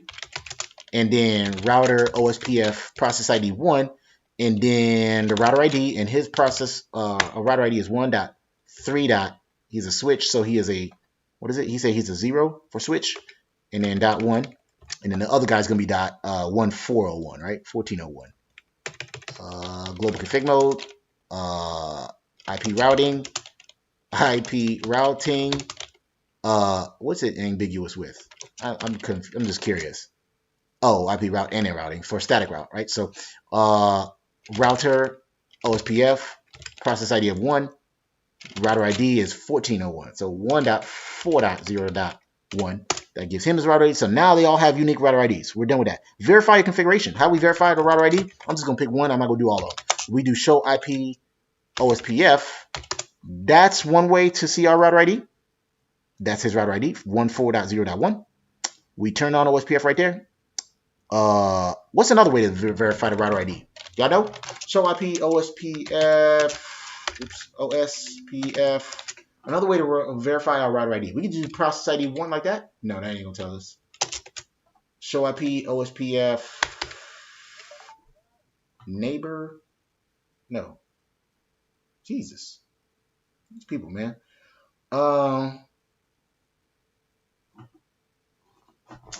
What was I gonna check? I thought there was another way to find the router ID. I can't think of another one. Y'all know I like to at least have another show command to verify my work, but I can't think of another one right now. And it's 10 o'clock. It's 10:30 right now. I got to work tomorrow. Configure each router in area 0 to run OSPF on the required interfaces by using the best possible configuration mechanism. So all the routers that are in area 0, we said, are these guys right here in this funky little 0 right here, right? So core router 1, 2, 3, and 4, and the backbone router. Those guys are in area 0. They said to configure each router in area 0 to run OSPF on the required interfaces. Okay, so basically they want us to put our area 0 commands that we came up with earlier in the stream. These right here. So on the backbone router 1, he got these four network statements that we got to do. Let me just. No, I hope we can copy and paste in Boson. I can't remember if you can or not. So go to backbone router, network, right? Let's verify. Let me make sure that's what they want us to do here. Yes. So basically put our network statements that we wanted to do. Each required interface is running OSPF in area 0. And then on each core router in area 1, run OSPF. Then we got to do the same thing. And then we got to do distribution switch. Basically put all our network statements, basically. All right, so network. So let me do that again. Network. Right click. I don't think you can cut and paste, can you? I don't think we can cut and paste. Let's see. Cut. Paste. Yes, you can. I don't know what happened there. Network. That's the first network statement. So I'm going to cut and paste those guys, right? And then we have the next one. That's going to be, maybe I should have put network on all of them, in front of all of them. So network, that's the next network statement for area 0. Come on, man. Forgot to show y'all, tell y'all my mouse be acting up there. Y'all any questions so far? Bucky Ralph says show IP OSPF interface. That's going to give me the router ID? Really? Let me see. Do show IP OSPF interface. Aha, nice. That tells me the neighboring router IDs. That tells me the neighboring router IDs. Does it tell me mine, though? 1011? Yeah, I guess that's me. 1011. 1011. Yeah, that sounds about right. That look about right. I guess that's another command we can use, too. What was the next one? This is the other network statement we got to use. So network. Press that one time. And then this one over here. Area 0. Network, that guy. Boom. I'm not gonna cut them. I'm just gonna cut and paste there. Copy and paste. So for core router 1, where's core router 1? He is over here. We got to put that interface that's required for area 0 with network. Boom. That's the area 0 one for that one. And then core router 2's area 0 network statement. I guess we could just put all of them in there because they just gonna tell us to do that. But let's just go in order, just in case they give me the okie doke to router 2 network. This is the area 0 network statement. Come on, man, my freaking mouse, man. Area 0. I guess we should see a neighbor coming up pretty soon here. So do we have any neighbors? Yep, we got a neighbor there. So basically, here's what happened with that first network statement. We put the network statements, we put all the network statements that's going to point to all of these guys right here, right? And then we put a network statement right over here, and then them two right there became OSPF neighbors with that first network statement. That's basically what happened there, right? So now, and see, now he got another neighbor. That's basically, that made them two become neighbors with that second network statement, right? So now we go to core router 3. Core router 3 is going to become neighbor with the backbone. So basically, I'll show y'all real quick, just in case somebody's kind of lost, right? I'm going to put another network statement over here. We already put some in here. That's going to make them two right there become neighbors with this last, with this statement right here, right? Them two right there. So I'm going to copy this network statement right here for router 3. Go to router 3. And he's over here. Here's router 3. I'm pretty sure. Yeah, I think he was right with that show command, Bucky. So we do a network statement over here, and I'm gonna stay on this one so that way y'all can see. Maybe let's turn on the debug so we can see it happen. Debug IP OSPF adjacency, so we could watch this.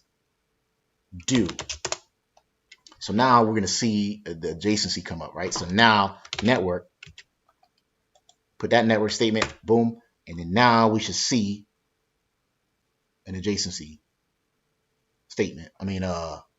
Event. I guess it'll come up after they become neighbors. We'll see. Put that network statement there, right? We put the correct network statement, right? Router 3, yeah, for area 0, that's a network statement.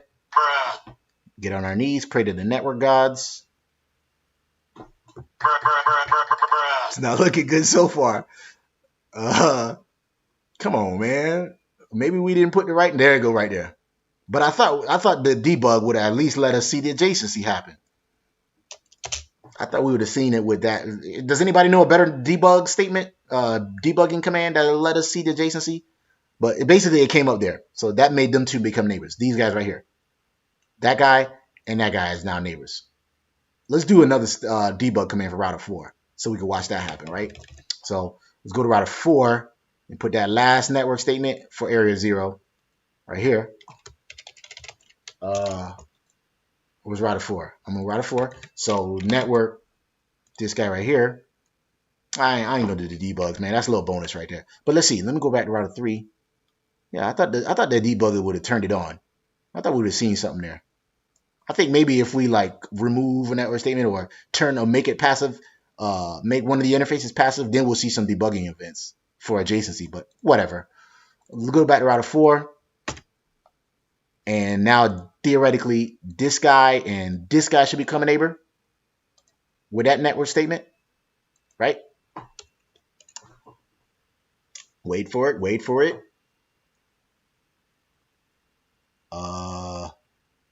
Let's see. That is a good. I believe that's a good network statement. Remember, with OSPF, I know it looks like it's taking a while. Remember, they say hello every 10 seconds. So maybe we just like caught it on the, I don't know, the 9th second, and then we put the network statement. We have to wait them 10 seconds to hear the hello, and then they go through the neighbor adjacency states, right, before they become neighbors. So that's why it looked like it ain't working, but this is a good simulator because that's how long it usually takes, at least, for them to become neighbors. So now they became neighbors. So what else we got here?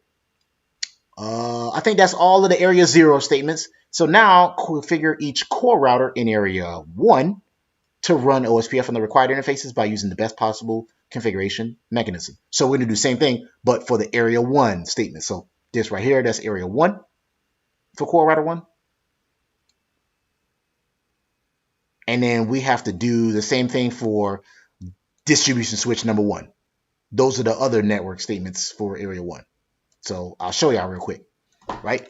We're going to go to core router 1, which is this guy right over here. We're going to put that interface to participate in OSPF, put that interface to participate in OSPF, say that 5 times in a row. Then them two become neighbors, right? Them two become neighbors. And then after that, they said, we have these other network statements. Why?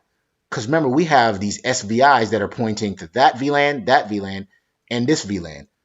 And then we want those to be participating in OSPF, right? Participating in OSPF. But then we're going to make it, we're probably going to make these to be passive interfaces. So that way we're not broadcasting OSPF out of these interfaces here. We're probably going to be doing that, because there's no OSPF neighbor over here. So we don't need to broadcast OSPF that way, right? That makes sense? Bucky said, probably just glitchy or something. No, I think that it's pretty accurate. That's how, remember, because OSPF, we say hello every 10 seconds. And the dead timer is, by default, 4 times the hello. So we consider the neighbor dead after 40 seconds. And then it goes through these neighbor states. Y'all remember this document that that I had? Do I have it in here still? Let me see if I can pull it up. I have document in here. I'll put it in the chat though. There's neighbor states that it goes through. It goes to the down state, then it goes to, like, I don't remember all by heart. I think it's the down state, the init state, and then the two-way state, and then the full state, and then they become fully adjacent when they're in full state. And it takes a while to do that. So it just depends on where you receive that hello and when you receive that hello. So those guys become neighbors. We need to go to core router 1 and put that area 1 statement in core router 1, which is core router 1. I'm glad we organized it this way. This is the first network statement for OSPF area 1, right?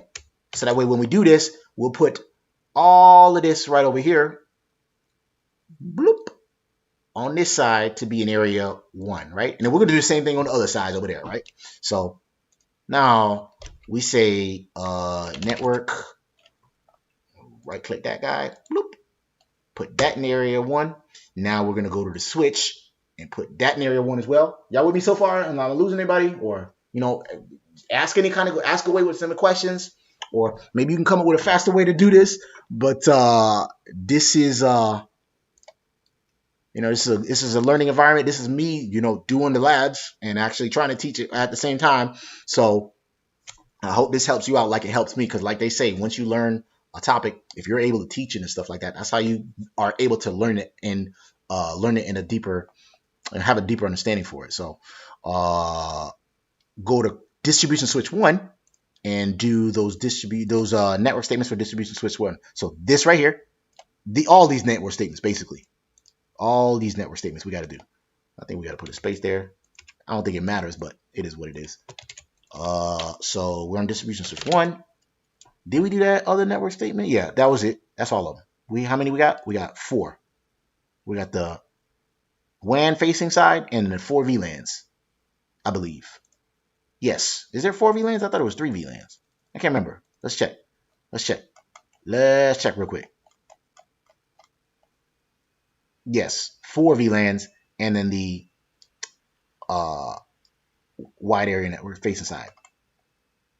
So network that, bloop, and then them two become neighbors, right? So basically, like we said, these two guys right here, bloop, bloop, should become neighbors with that network statement right there. If we do that correctly. Correct me if I'm wrong, if I did any of these network statements wrong or whatever. But either way, we'll be able to control G and grade lab, and then we'll see if we're wrong or not. So you do a good job, man. Hey, I appreciate it, Bucky. I appreciate you for the kind words there. I try to do my best to, to learn and teach at the same time. Like I said, this is me labbing, but I'm actually, y'all see my faults. Y'all see my, any time I make a mistake or whatever, y'all watching me doing this. So most people just lab on their own and that's it. That's fine and everything. But, for me, y'all make it fun and stuff like that. That's why I like live streaming. They became neighbors now with that network statement. So that looks like a pretty accurate network statement we did there. Let's put these network statements here to broadcast those other networks, right? So basically, though the other network statements that we're going to put in will basically advertise the network pointing that way, and that way. But what's the fourth one for? I don't even know. Whatever. Maybe that's 1, 2, 3, and then 4. Let me see. Let me see real quick. I'm just curious to see how they did that. Yeah, one is the, okay, one is, so we got 4 networks over there. I don't know. Who knows? I thought it would have, I don't know. I thought because see, I see 3 PCs there, so I'm thinking they had a 4th network somewhere else.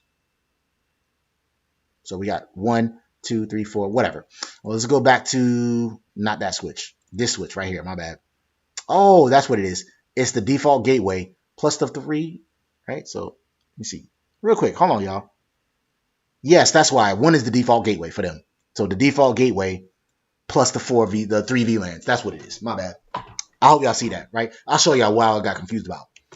We're going to broadcast the network for the default gateway plus the VLAN pointing that way, and that way. That's why we have 4 network statements, right? Correct me if I'm wrong. So we did this one, right? Where is he at? Where is he at? Where you at? Scroll down. Go back to him. I'm in the right one. I'm in the right switch. I'm making sure I'm in the right switch here. All right. So we did 12.110 or 12.100. We need to do 12.110 for area 1. Boom. So network this. What's the next network statement? This one right here. Network this. Let's do the other one and let's move a little bit faster so we can get through this damn screen, right? Network, and because we know the other ones were pretty predictable. And then the last network statement should be this right here. And notice we don't have any neighbors coming up, right? Why? Because like we said, there's no other. We're just doing these network statements to broadcast the other networks, right? So we don't have any OSPF neighbors on this side over here, right? But we're broadcasting these networks so that way these other networks know how to get to the other networks, if that make any sense, right? So where am I at here? So we did those network statements there. That was for area 1. Verify that each required interface is running. So we configured it. They want us to verify it now. How we do that? Let's just do show IP OSPF. We have right here. Number of interfaces in this area, 5. What interfaces are they? That's distribution switch 1, right? So we got this is 1. Then we got the default gateway 2, and then 3, 4, 5 SVIs that are participating in area 1. Bloop. Right? We're going to be doing the same thing on this side, and that side. Right? That make any sense? I'll say it again. So they said for us to verify that each required interface is running in OSPF in area 1. We could do what Bucky said, show IP OSPF interface and see all of the interfaces. That lets us know FA01 is participating in OSPF 1. I mean area 1. VLAN 11, area 1. VLAN, where's he at? 11. And then we got VLAN 12, area 1. VLAN 13, area 1. VLAN 14 in area 1, right? That makes sense? So that's how we verify it. Now we got to basically do the same thing on area 2.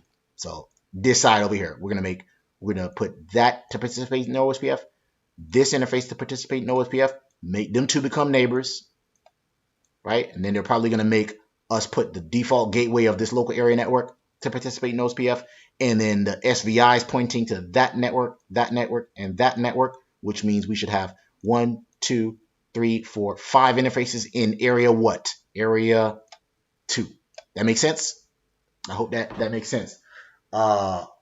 You do okay, appreciate that. So let's go to core router 2 and do those routing statements. Where is he at? Core router 2. This network statement right here should put should do that first one.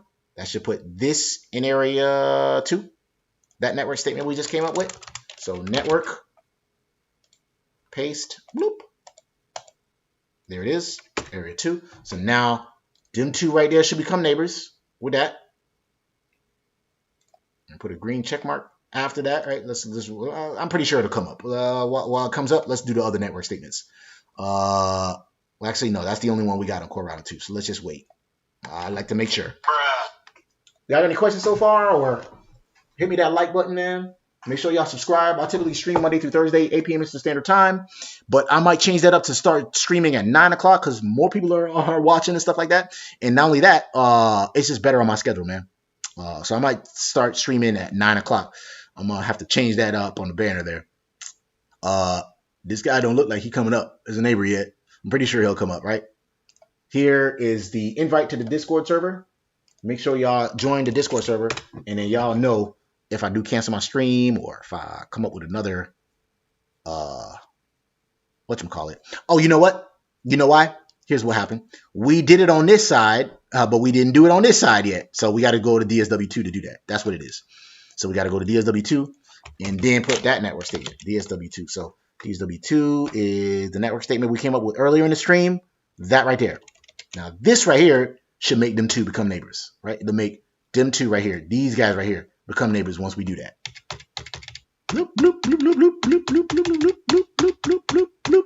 Let's go back to core router 2 and check real quick. There's router 2 over here. Let's wait for it. Wait for it. Buggy Rob said, it's nice because you get your process ID, router ID, DR info, BDR info, hello timer settings, etc. You're right. That is a way better command. I like doing OSPF, show IP OSPF, but there's a lot of default information that's in there. You're right. The show IP OSPF interface is probably a better command. That is a better command I should do. And there it is right there. They became adjacent. So now these two guys have become neighbors, right? This guy right here. Bloop, bloop. These two right here became OSPF neighbors once we did that, right? Y'all see that? So now let's put that interface in OSPF, which is the default gateway for these guys. And then the SVI is pointing to them to participate in OSPF as well, which is the network statements that we came up with earlier in the stream. These right here. Network. This. Bloop.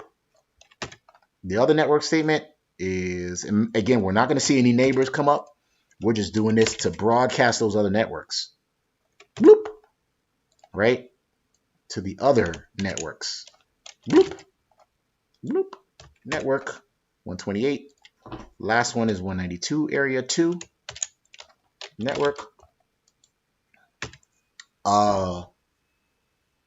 Disconnected. Man, my stream keeps disconnecting on you guys, man. Y'all hit me with a bro if you can hear me. I'm gonna have to reload this real quick. Damn. What's going on with this? Reload. Come on, man. Don't do me like that, man. YouTube. All right, so I think we came up with enough network statements for core router 2. Then they want us to verify our configuration. Let's do that statement that Bucky mentioned. Show IP OSPF interface. OSPF interface like that. And we'll see. There it is right there. They put that interface in area 2. And like he mentioned, it gives us the router ID. Hold on. Who we are adjacent with. Yeah, you're right. This is a really good command, man. The designated router, who the backup designated router is. Our default, our timers. Yeah, this is a much better command. I usually, like, when I want to just look some basic OSPF information, I usually do show IP OSPF like this. But this lets you know, yes, it lets you know we have one interface in area 2, which there should have been more, right? Oh, this is the core router, right? That's why. DSW2 got all the network statements. Hold on. Did I put those network statements in the wrong one? Let me see. Let me make sure.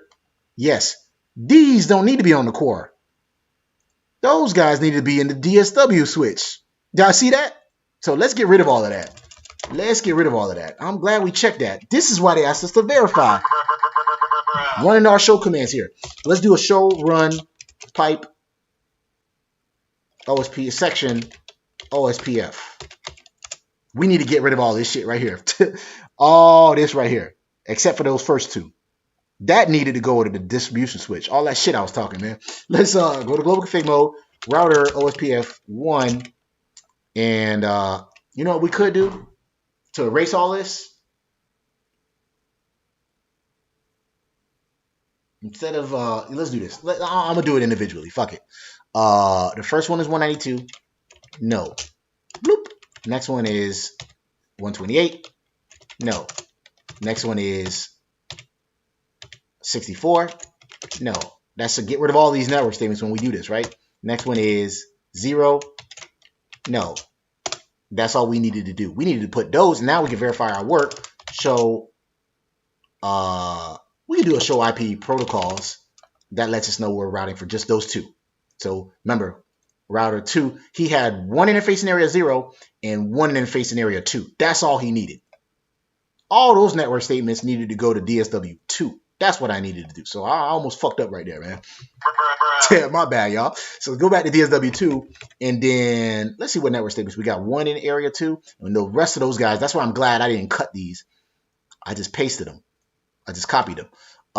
We did we do this one already? I think we did. We did this one already. We need to put these guys. We need to put those guys in area 2. So network, that guy right there, in DSW2. This guy right here. Network, this. Network. Next one is network, that. And the next one is, I'll just change it to 192.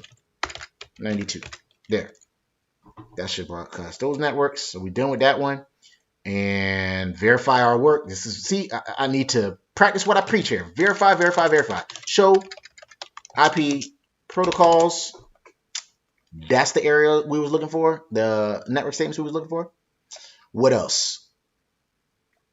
This lets us know.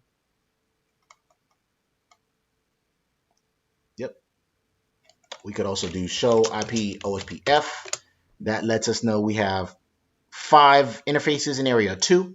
What are those 5 interfaces? It's this one on that side. That's 1. The default gateway is 2. And then the SVIs 3, 4, and 5. I'll show you again, right? Just in case somebody just kind of new to this, right? We put this first one to participate in OSPF. That's 1 interface. Then we put the default gateway for these guys. They need, remember, they need a default gateway to get to the internet. We put that interface. That's 2 interfaces in OSPF. Then we put, there's SVIs or switch virtual interfaces that are pointing towards these networks, right? 1, 2, and 3. So 1, 2, 3, 4, 5 interfaces that are participating in OSPF area 2. That's what this is right here telling us. You see that? What's the next one? We got to do the same thing for area 3 and 4. So let me just stop talking and just get to working. Right?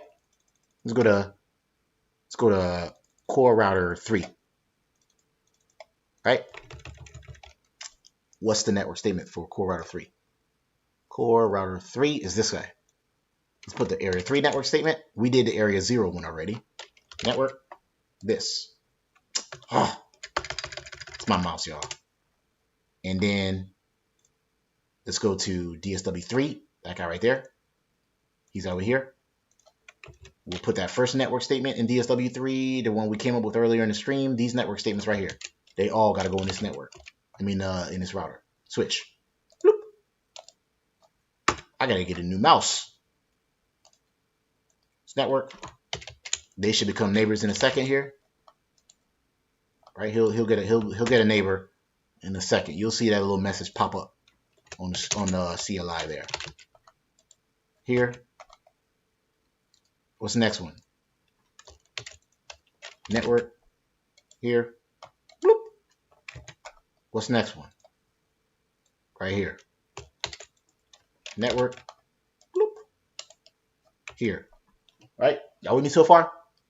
I don't see them two becoming neighbors just yet. What happened?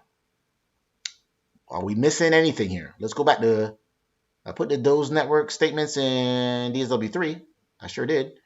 Let's look at core router 3. Did we put a network statement? Ooh, we got some.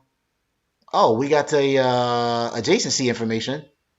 Let's go. Oh, I like this. Maybe I put it in the wrong router. Is that the debug information I was looking for? Let's go. DSW3. There. Now he became a neighbor. Right there.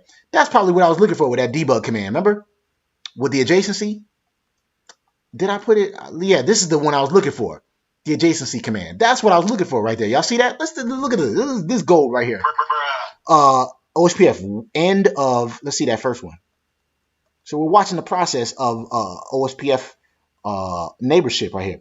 The end of wait on interface FA10, which was that side right there, right? That was on this side right over here. Bloop. No.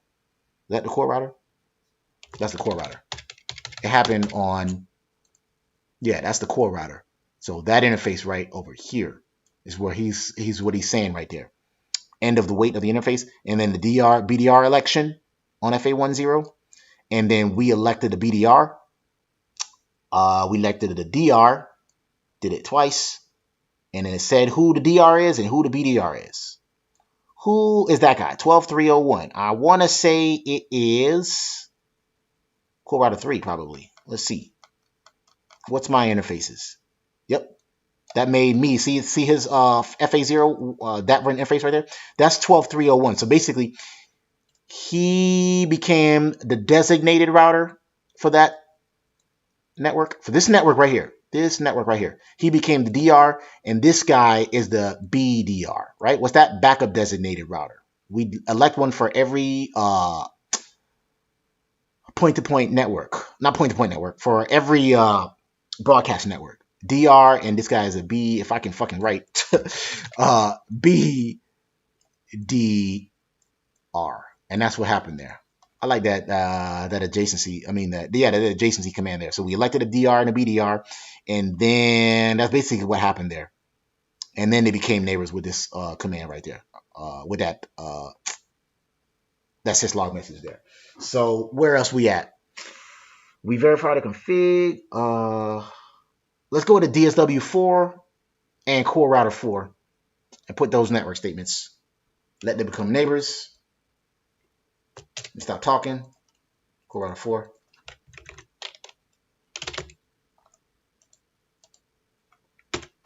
Go to DSW4. Let them become neighbors. I mean, yeah, this DSW4. So that's his network statements there. Did I not go into router config mode earlier? Maybe I did, or maybe I backed out. I don't remember. Y'all hit me that like button though, man. Make sure you like that, hit that like button. Make sure you join that Discord server. Y'all know when I stream and shit. That's the first network statement. Networks, that's for the default gateway, I believe. No, for the WAN facing interface. Now we got one for the local area network facing interface. We have another one. Network. That. Freaking mouse, man. 64. Next one, I'll just type them in, right? Next one should be what? .128. And the next one should be what? .192. There we go. We should have a network statement coming up. I mean, a neighbor come up. Here, I'll let y'all watch real quick. It's pretty much the same thing. Same thing. Come on, buddy. There we go, right there. Now they neighbors, right? So now we did area 4. So now these two guys right here became OSPF neighbors with that network statement. And then we broadcasted these networks that are pointing this way. Those network, that network, that network, that network, that network are being broadcasted to this switch right here. But not that switch, but this switch.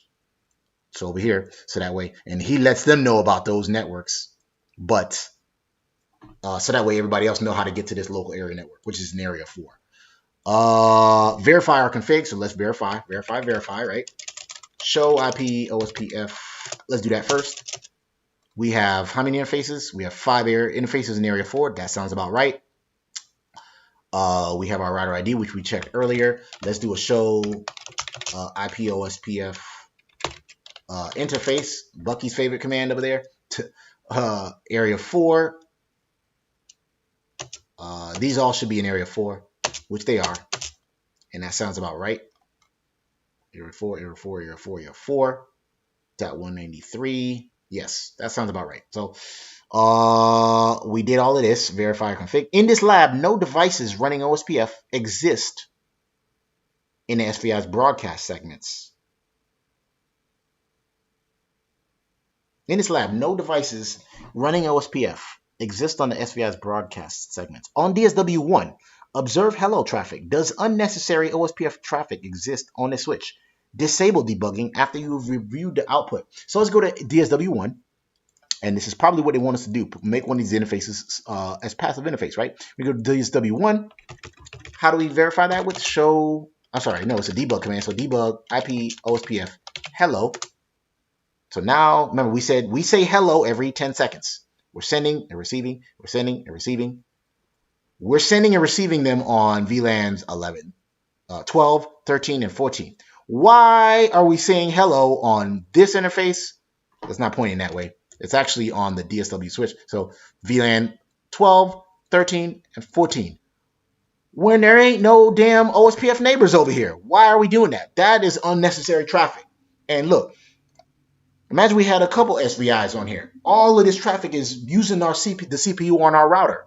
So they're probably going to tell us to make those interfaces as passive interfaces, right? You see that? All this unnecessary traffic here. And that's what they talk about. So let's, how we turn that off again? Not no debug. How you do that again? Damn, I forgot. I forgot how you turn off the debugs, y'all. I just had a brain fart. No, we could just do that and then just do no debug like that. Yeah, there you go. That turns it off. But there's another way. I forgot what it was. Undebug all. That's what I was looking for. I couldn't think of it. So that turns off the debugging, right? Y'all see all this unnecessary traffic? Imagine we had like 30 SVIs on here. It's saying hello to nobody that's over there. So that's unnecessary traffic right there. Disable the debugging, which we just did, on each distribution switch. Eliminate unnecessary Ospf traffic. And then he said on each distribution switch, verify that traffic has been eliminated. Disable debugging after you review the output. Well, do we want to do this by default or for each interface? What's the best way to do this, y'all think? I really don't know. I'm really asking y'all. So this ain't no pop quiz. Let's go to DSW1. And let me see. We can make by default all the interfaces hello, but then we might lose an adjacency if we do that. We got some, let's see, where do we get them? We got VLAN 11, 12, 13, and 14. We definitely want it to come out of the FA0 interface. We want this hello to come in and out for sure. But these SVIs, we don't want them.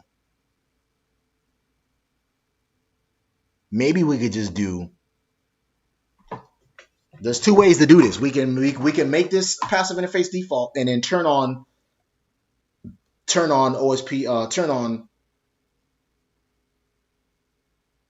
Ospf on this side. So basically, here's what we could do. Use the range command, Pete said. I like that one. Or we could do passive interface default. And Bucky, you was right about the undebug. I had to think about it. I had a brain fart there. So there's two ways we could do this. We can make it passive interface default. That's going to make all the interfaces passive interface. But if we do that, we're going to lose this adjacency right here. And then we'll have to bring it back up. Or we could do like you just said, use the range command. Bucky said could do something like default to have passive interface on everything and just turn it off on the ones you want to keep. Exactly. That's exactly See, I see you, Bucky. That's the same thought process I was using. And Peter Hunt, you said another way to do it. I like that way too, but that's a little bit more work. So I think we're gonna do the passive interface default. It's just a little less work, not too much more work, but so we're gonna go to default. DSW1. I'm gonna say passive interface. No, we got to go to router config mode. Router Ospf 1 passive interface default, like that. But see, we lost that adjacency. So we lost this one right here. This one right here, just like I said, just like I predicted. So now we got to go to that interface, which was what? FA10, is it? That interface right there? Yes, it says it. No, 01.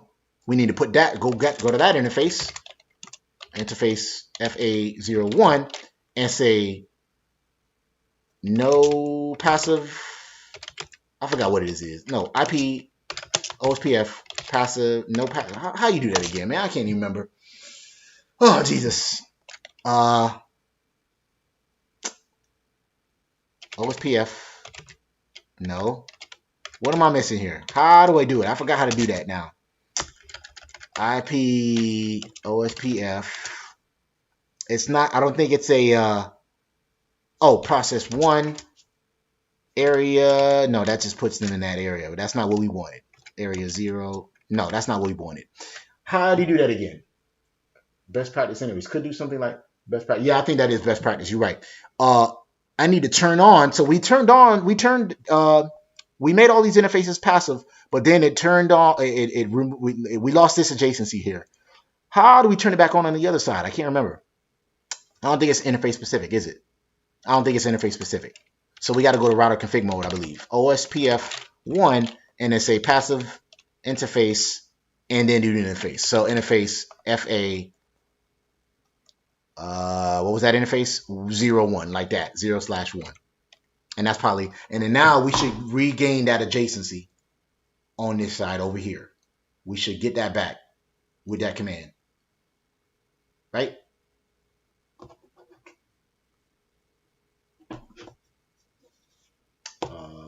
Yeah, Bucky got it right.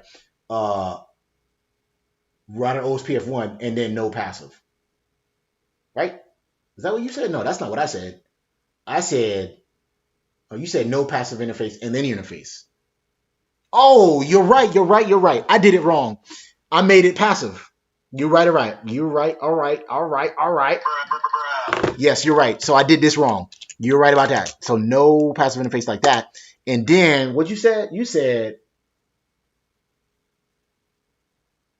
router OSPF and then no passive. Isn't that making it? Peter Hunt said, yeah, you're right. That made it passive. So that's not what I meant to do. What I meant to do was just like that. No passive interface like that. No, that removed it.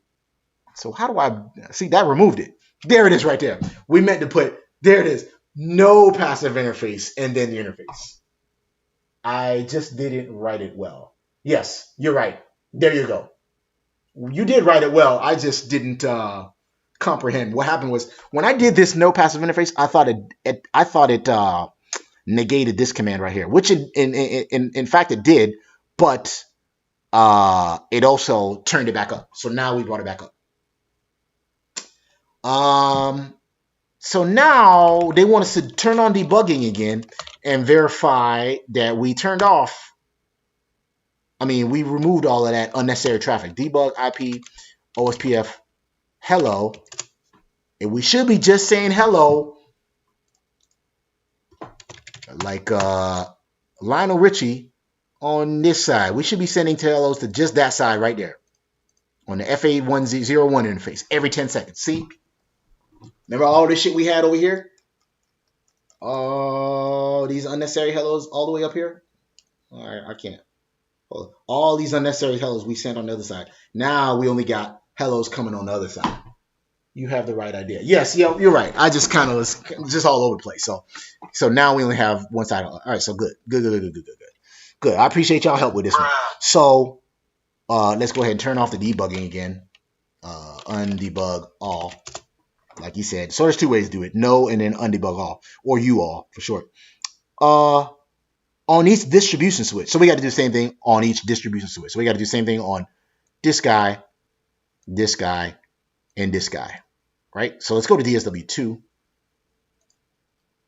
over here, and then go to global config mode, router OSPF 1, and then say passive interface default, and then turn on interface on that one. No passive interface FA0/1. So that turned it down, right? That ripped down this adjacency between these two. And once we said no passive interface, it should bring it back up theoretically.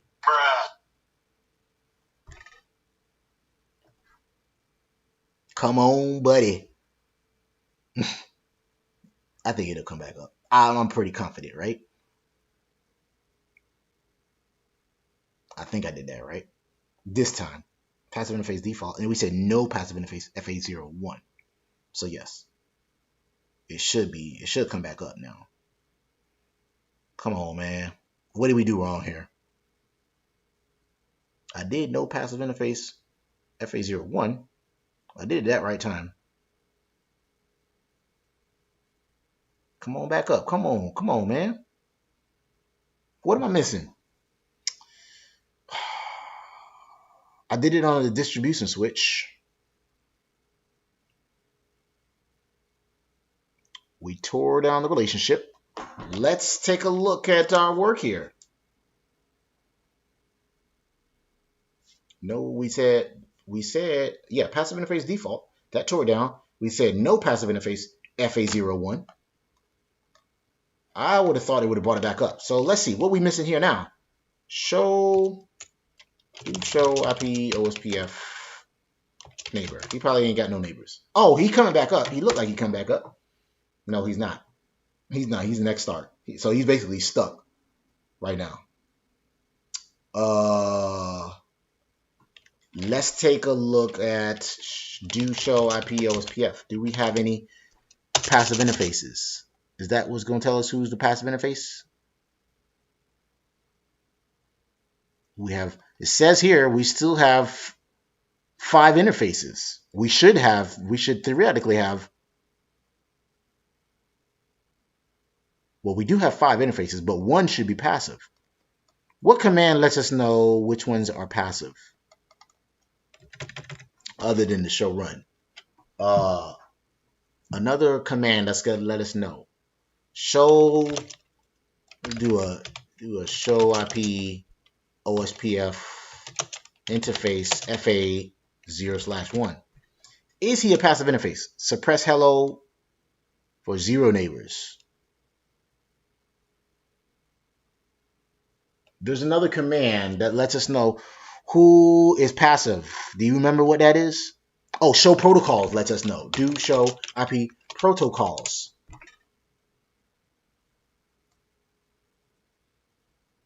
No, it does not. I think on the real iOS, though, it lets you know what interfaces are passive. Remember, this is a simulator. Boson NetSim is a simulator, so this is not real iOS. This is basically a fake router. So we need... Did I put that in the correct? He said I got nothing. I don't know. I don't know what's going on here. But it should have said... Let me see. DSW2. We're on the right router. Let's see if it actually took it, though. Do show run interface. OSPF. No, let's do this. Section. Type section OSPF. Let's take a look. Yep. No passive interface. FA01. And then passive interface default. That's rather interesting. That's basically the same command we did on this guy. So let's see. Do show IP OSPF. Let's do this. My bad. Show IP OSPF pipe section. Oh, what am I saying, man? Show run pipe section OSPF. What we got there? That's exactly what we did. That is rather interesting. Why did it tear down a relationship and didn't bring it back up? DSW2. No passive interface. And then he ain't got no neighbor. Show IP OSPF neighbor. He's still an X start. That's rather interesting. That is rather interesting.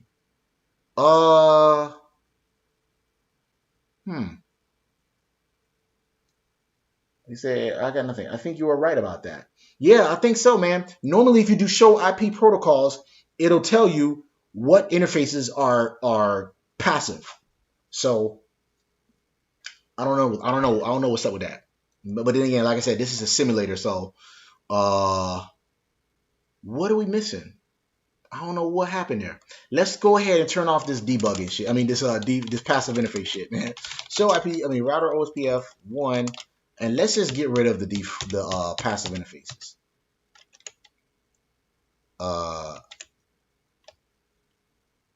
Let's do that again real quick though. How do you remove a no passive interface? Is it just no passive interface? No. Come on, man. I guess, right? So no passive interface like that. No, you can't do that. How do you remove it? How do you remove that? Anybody know? Let me do this. Let's get rid of the no passive interface default. Let's do that. And then we'll show run section OSPF. That got rid of the default stuff or whatever. Now we should theoretically bring our neighbor come back up. It should come back up with this. Let's do a show IP OSPF neighbor. He's still an X start. That is rather interesting. Did we break something here? Let's do a clear. Let's clear the process. Let's clear the process because I'm confused. I'm at a loss here. What's the other side of that connection show? Good question. Let's go to core 2 and see. Show IP OSPF neighbor. Does he have a neighbor? Yes, the backbone router. He's in full. That's rather interesting. Core router 2. Did he come back up? It didn't come back up. I don't think it came back up. So his neighbor is 1011, which I believe is the backbone router. And then the other one is sitting on FA10 interface, which is that right there. Should be this guy. So did he come back up? Let's see. DSW2. No, I don't think he came back up. Nope. I don't think so. Let me do this. Let's clear the process real quick. Let's see. Maybe we can fix that. We got some troubleshooting here. IP OSPF process clear IP OS. Oh, you can't do that, can you? You got to go in global config mode for that. Oh, we turned on IP routing, didn't we? Route chain. I guess you can't clear IP OSPF. Oh, you can't do that on this command on this router. How about router 2? Can we do that? Let's do that and then bring it back up. Clear. I hope this don't break anything. IP OSPF process. Yeah, I guess. Fuck it. Let's go bring it down. It should theoretically come back up. Otherwise, we done broke something, man. So FA10 went from full to down. Duplicate router ID. That is the problem. Y'all see that? Y'all see that? Troubleshooting right there. He said maybe just bounce that interface on DSW2 and see what happens. But that's the problem right there. We got a duplicate ID. So who is the duplicate ID in area 2? 1201 is, well, first of all, what's mine? Core router 2. Show IP OSPF. Mine is 1211. Okay. Sounds about right. So what's his? So we got a duplicate router ID. That's rather interesting. Oh, he came back up. Let me see. Show IP OSPF neighbor. It came back up. But where was the duplicate router ID though? Where did we see that? It was on core router 2. detected router ID 1201 in area 2. Who else is 1201? Is it him? Oh, he found one too. Okay, we messed up somewhere. All right, we got some troubleshooting. We got some bonus troubleshooting here. This stream might go much longer than we thought, right? Like I said, I was wondering if the X start was from different hellos, but not sure how that would happen in this sim. I don't know, but let's see. We definitely got a duplicate router ID somewhere. Let's see. Detected router with duplicate router ID in area 1. 1101. So let's see. Who is he? And then he said he detected a duplicate router ID as well in area 2. 1201. Jeez. Well, shit. Let's see. What's his router ID? What's his? I am show IP Ospf. I am 1201. That's 1201, right? What's he? He is. I am. Come on, man. Show IP Ospf.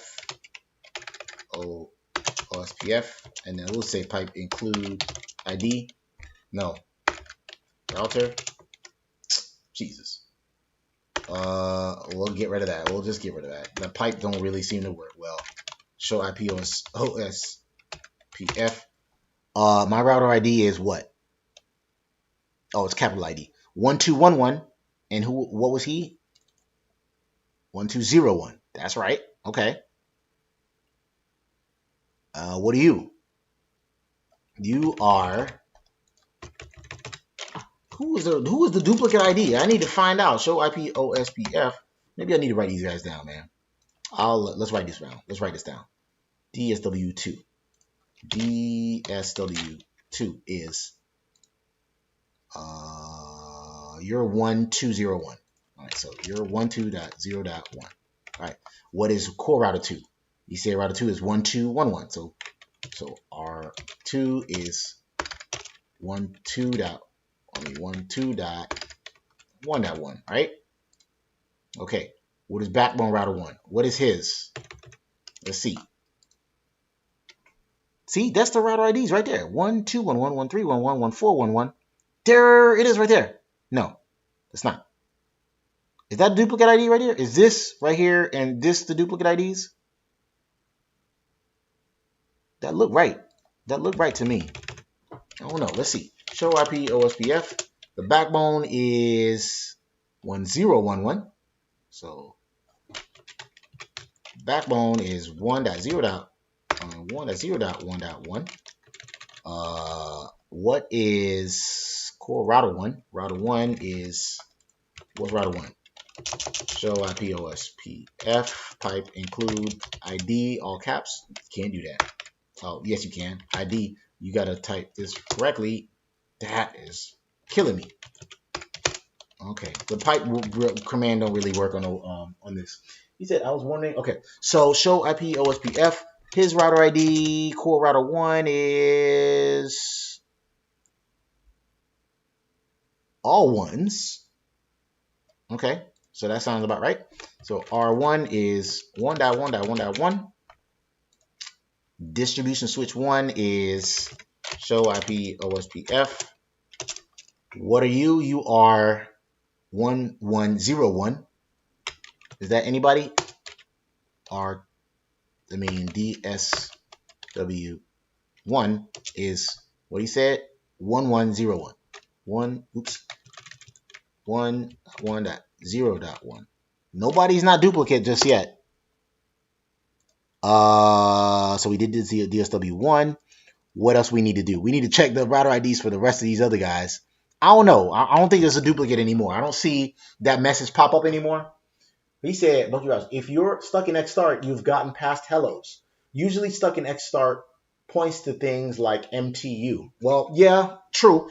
We didn't modify the MTU, so that was pretty weird, man. That was really weird. It saw a duplicate router ID, and I'm trying to figure out where the hell that duplicate router ID is. Let me continue doing it. Let's continue doing it just to make sure. But I think if it was definitely a router ID still, it would have still spit that error at us, right? Correct me if I'm wrong. So DSW1 was DSW1. We did DSW1. Let's do DSW3. What's your router ID? I think I did that right. Show IP OSPF. Your router ID is 1301.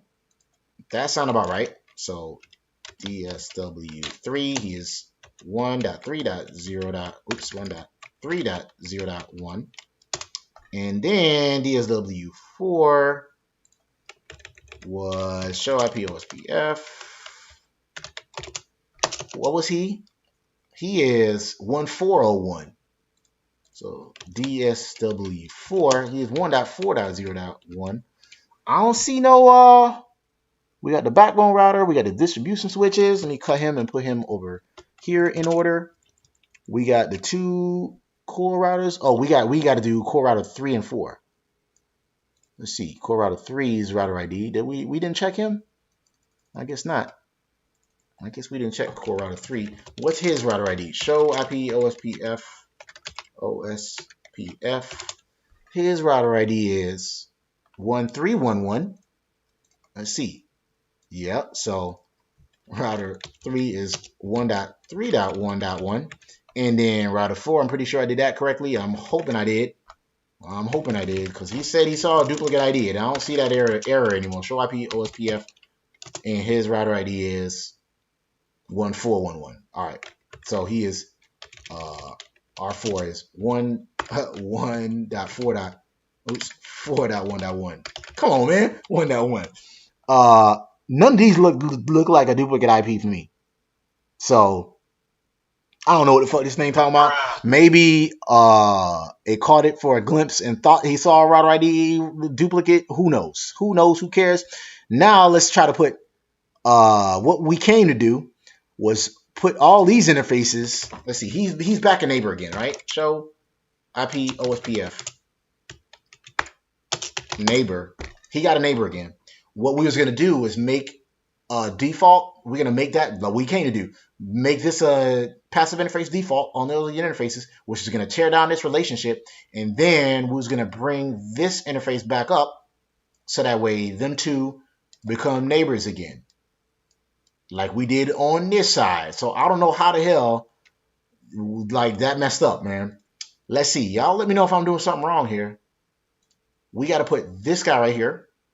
Let's see. Does he have those? Let's look up. Let's turn on the debug real quick. Debug IP OSPF. Hello.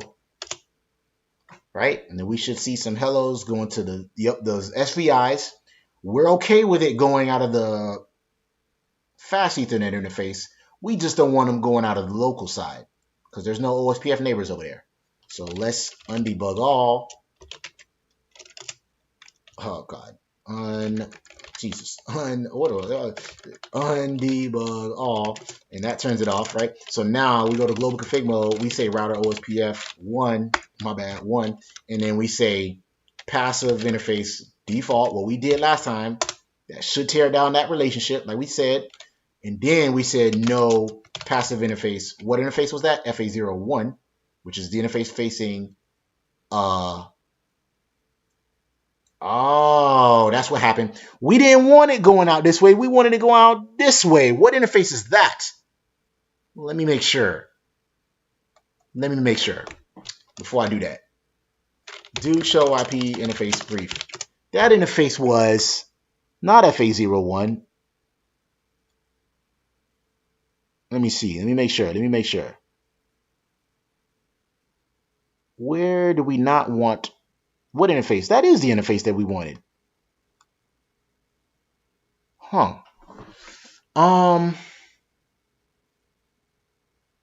Yes. So we do want that. We want to bring this back up. FA01. That's the interface. We just don't want it. We don't want OSPF broadcasting hellos out of these sub interfaces. SVIs. So, all right, back to this guy right here.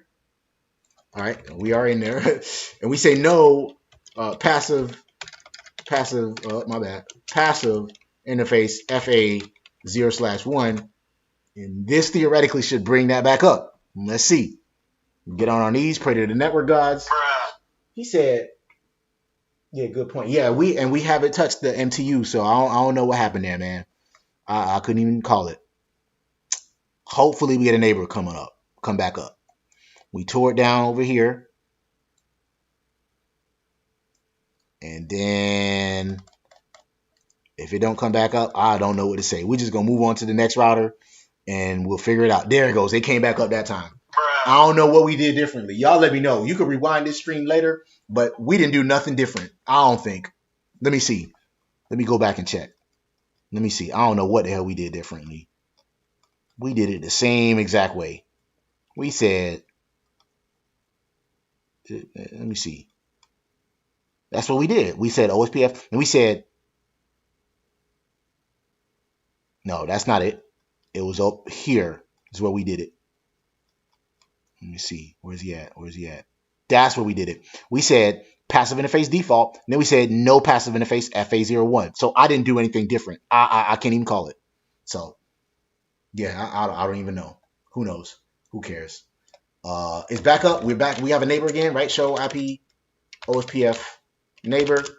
We got our neighbor again. Let's turn on the debugs and make sure IP OSPF hello. And we should have just hellos coming out of the FA01 side, which is the WAN facing side, right? That's it. They're not going out the other way, right? Because we don't have no neighbors that way, right? So we ain't saying hello over there. Debug all. That turns that off. Now, Jesus, man. We turned on the unnecessary traffic. We are almost done here, man. Step 15 out of 18, and then we will call it a night. On East distribution switch, verify that the traffic has been eliminated, which we did. Disable debug, which we just did. On backbone router 1, verify link state information was correctly added to the IP routing table. So we go to backbone router 1. We want to verify the link state information with show IP OSPF. What? Interface? Shit. We could just do interface. That gives us all the wealth of information, right? We have all of our neighbors via OSPF. Via OSPF, the frame relay network. So basically, point network there is up. This interface is that sub interface is participating in OSPF. That's in OSPF. That's in OSPF. All the interfaces that we wanted in OSPF are there. But what did they really want us to verify? Link state information was added correctly to the routing table. How do we do that? Just check the routing table. Show IP route. We almost done, y'all. We at the finish line. And those are those inner area routes that we learned from all these other local area networks. That's basically what all that is, right? The 12.4 network, 64, 128, and all of that, right? Even though we made the other side passive, we still learn about those networks because we made we let them participate in OSPF. So what else? On backbone router 1, verify connectivity with each network. With each workstation in its lab. So I'm not gonna ping. Basically, they want us to have the backbone router. Where's he at? Backbone router. This guy right here. They want him to ping this PC, that PC, this PC. That you get where I'm getting here, right? That PC. That basically ping all the PCs. I'm not gonna do all of them. Let's just do like 1 or 2 or 3, and then call it a night. Ping. What's this first guy? They said go to the address guide and check. PC1 is 12.1.1.66. 12.1.1.66. We got a reply. Let's do another PC. Let's do 12.2.1.66. So ping 12.2.1.66. We got a reply. Let's do one more PC. We'll pick PC9. Where's PC9 at? PC9 is all the way over here. So we're going to have backbone router 1 ping that guy, PC9, which is what? 12.3.1.194. 12.3.1.194. Ping 12.3.1.194. And we got a reply. Y'all make sure y'all subscribe to your boy. Hit that like button. I typically stream, like I said, Monday through Thursday, 8 p.m. Eastern Standard Time. But lately I like 9 o'clock. I like that time. Even though it's 11 o'clock right now, it gives me a lot of time to, after like when I'm done working and stuff or doing whatever I got, my errands and stuff during the day, it gives me time to, at least relax, get my workout in and then stream. So, I might I might change up the schedule to 9 o'clock, and I'm gonna have one of those days as the day to hoop, man, because I like playing ball, so I need to have a work life balance, man. You know what I mean? I like streaming and stuff like that, but goddamn it, I don't like doing this shit all the time, man. So, what else was I gonna say? Let's go ahead and check to see if we're missing anything. We can just grade lab or press Control G. That lets us know and see what we're missing here. Looks like we missed a hella commands there. But shit, it worked. What did we do wrong? Maybe we just didn't do it the way they wanted to do it. That's the one thing I hate about Boson NetSim. They want you to do it the way they did it. So let's see what we're missing here. We'll go to backbone router, and we are missing a whole bunch of, we got some extra commands. We're missing that network statement. So they wanted a 12 dot. We could have done 12.15 as our command. I used a whole bunch of individual commands. I could have used 15 to catch them all. But notice it still worked, right? What else? They used on Core Router 1, they made it interface specific. What the fuck? Man. And they wanted interface specific on that one. You see, they didn't specify, like, whatever. But notice it still worked. Right? That's the difference between having to use the interface specific. I didn't think we had to use the interface specific command. I also hung up on network statements. But like I said, it still worked. Same thing here. They really didn't tell me. They really didn't tell me that. I don't remember. Maybe I read one of them wrong. Who knows? Who cares? The shit worked. So that's the thing about Boson NetSim. They tell you, what they want done. If you accomplish it and do it a different way and get it to work, the grading feature might not grade it correctly. So even though we got this lab to work, we just did it our way and got it to work. So anyway, shout out to the guys at Boson NetSim. Like I said, when I get to about 5,000 subscribers, I'll be gifting away a copy of this application so y'all can do it along with me and stuff like that. For now, comment, like, subscribe to the network.